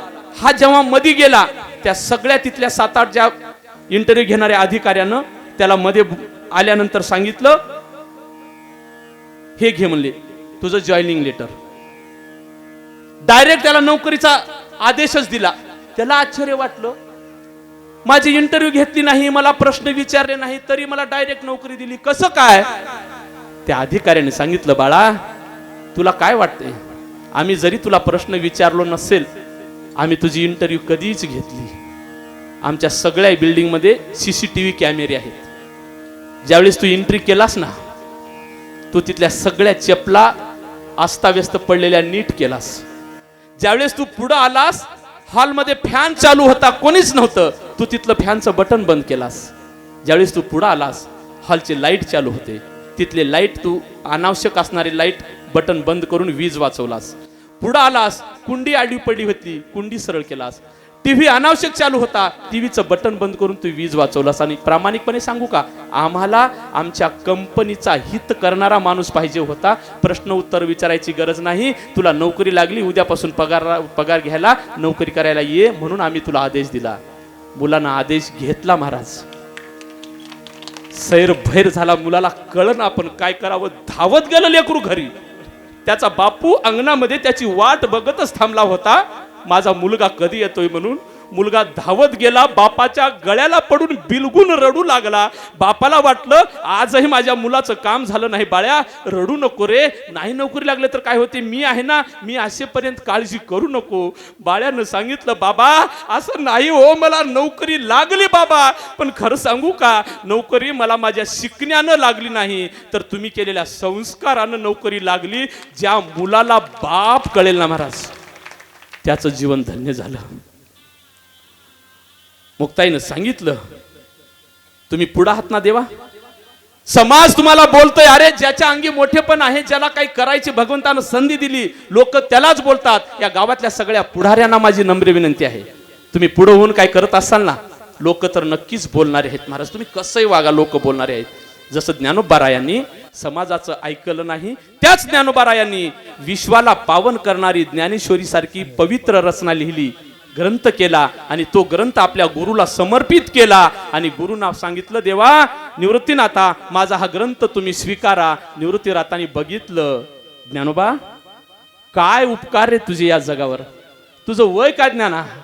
अरे ज्या वयामध्ये आमचे पोरं आज युट्यूब फेसबुकच्या माध्यमातून वेडी झाली, त्या 16 वर्षाच्या वयामध्ये तू ज्ञानेश्वरी सारखा ग्रंथ लिहिला, जगाला पावन करणारा. तुला काय पाहिजे माग. कोण प्रसन्न झाले? साक्षात गुरु प्रसन्न झाले ज्ञानदेवांना. माझी विनंती आहे सगळ्या महाराष्ट्रातल्या पोरांना, तुम्हाला बाकी काही कळो की न कळो, पण ज्याला महाराष्ट्रात राहायचं आहे ना, त्याला 4 गोष्टी कळले पाहिजेत. 1, त्याला विठोबा कळाला पाहिजे. 2, त्याला ज्ञानोबा कळाले पाहिजेत. 3, त्याला तुकोबा कळाले पाहिजेत. आणि त्याला माझे शिवबा कळाले पाहिजेत. विठ्ठल आपला ग्रंथ समर्पित केल्यावर ज्ञाननिवृत्तीनाथांनी म्हटलं, ज्ञानदेवा मी तुझ्यावर प्रसन्न झालो, काय पाहिजे माग. काय मागावं?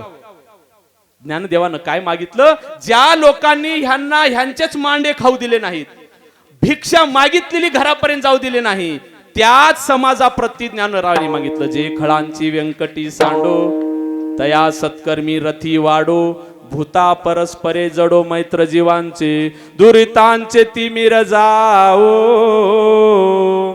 विश्व स्वधर्म सूर्य पाहो, जो जे वांछिल तो तेला हो, प्राणी जात. अरे ज्यांनी ह्यांच्यावर अपकार केले, त्यांच्यावरच उपकार करणाऱ्यांना तुम्ही खरं धन्य माना. मग असे धन्य जीवन जगणारे या मृत्यू लोकात येतात कशासाठी?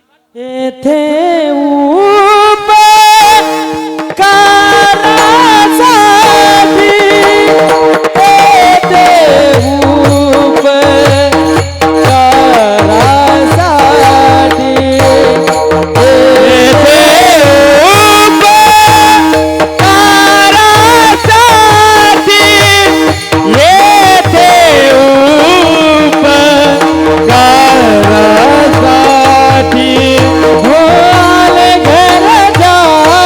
वैकुंठ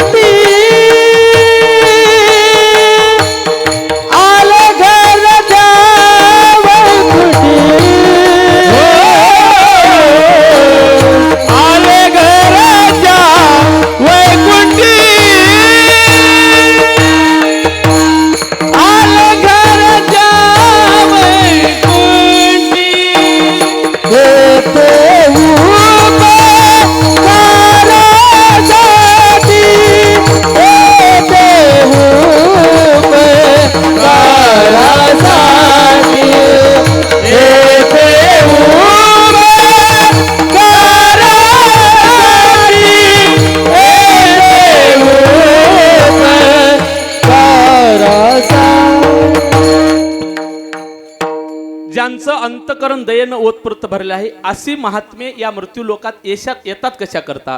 तुकोबाराय सांगतात येथे उपकारासाठी, उपकार करण्याकरता येतात. तसं जगाचा विचार केला तर 3 प्रकारची वर्ग मृत्यू लोकांमध्ये येतात. एक जीव येतात, दुसरे देव येतात आणि तिसरे संत येतात. जीवही तुम्ही आम्ही इथं येतो कशासाठी? केले कर्म झाले त्याची भोग आले, उपजले मेले ऐशे किती. मागच्या कर्माचे भोग भोगण्याकरता आपण इथं येतो. जीवही इथं येतो, देवही इथं येतात. आले महाराज. परवा 22 जानेवारीला भगवंताचं पुन्हा प्रागट्य झालं. देवही इथं आले. कशासाठी आले? जब जब होय धर्म की हानी, बाडही असुर दम अभिमानी.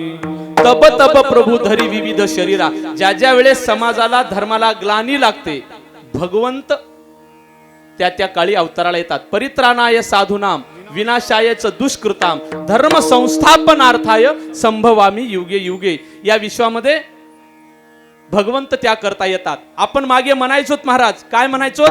की भगवंताचं येणं आता आपल्याला अपेक्षित आहे. आम्ही भगवंताची तयारी करणार आहोत. कशाच्या रूपानं? मंदिराच्या रूपानं. 500 वर्षापूर्वी पाडलेलं मंदिर, आम्ही त्या मंदिराची रचना करायलोत. मंदिर आम्हाला आता काय करायचंय? सपना ये पूरा करके रहेंगे हमने जो मन में ठाना. सपना ये पूरा करके रहेंगे हमारे मन में ठाना. हर हद को हम पार करेंगे देखेगा ये जमाना. वो अब पार करेंगे देख रहा है जमाना. हम तेरे हैं दीवाने किसी और के न मन मिटने न देंगे तेरा नाम. बन गया है मंदिर, बन गया है मंदिर, कसम तुम्हारी राम. प्राण से प्यारा है, प्राण से प्यारा है अवधपुरी का राम. बन गया है मंदिर, बन गया है मंदिर. भगवंत आले, जीव येतो, देव येतो आणि संत येतात. संत कशासाठी येतात? येते उपकारासाठी, उपकार करण्याकरता येतात. इतर त्यांची काहीच भूमिका नसते. जगाच्या कल्याणा संताच्या विभूती देह कष्टविती परोपकारे. उपकार करण्याकरता येतात. पण कुठून येतात? आले घर ज्या वैकुंठी. 4 प्रकारच्या भूमी विश्वात आहेत. एक आहे वैकुंठ भक्तभूमी, कैलास तपोभूमी, स्वर्ग भोगभूमी आणि मृत्यूलोक कर्मभूमी. वैकुंठी भक्तभूमी आहे. तुकोबाराय सांगतात आम्ही वैकुंठवासी भक्तभूमी आहे. कैलास तपोभूमी आहे. कैलासा सारखं तप करण्यासारखं दुसरं साधन नाही. कारण त्या भगवान शिवशंकराचं नाव घेतलं ना महाराज की आपली सगळी पाप सहज नाहीशी होतात.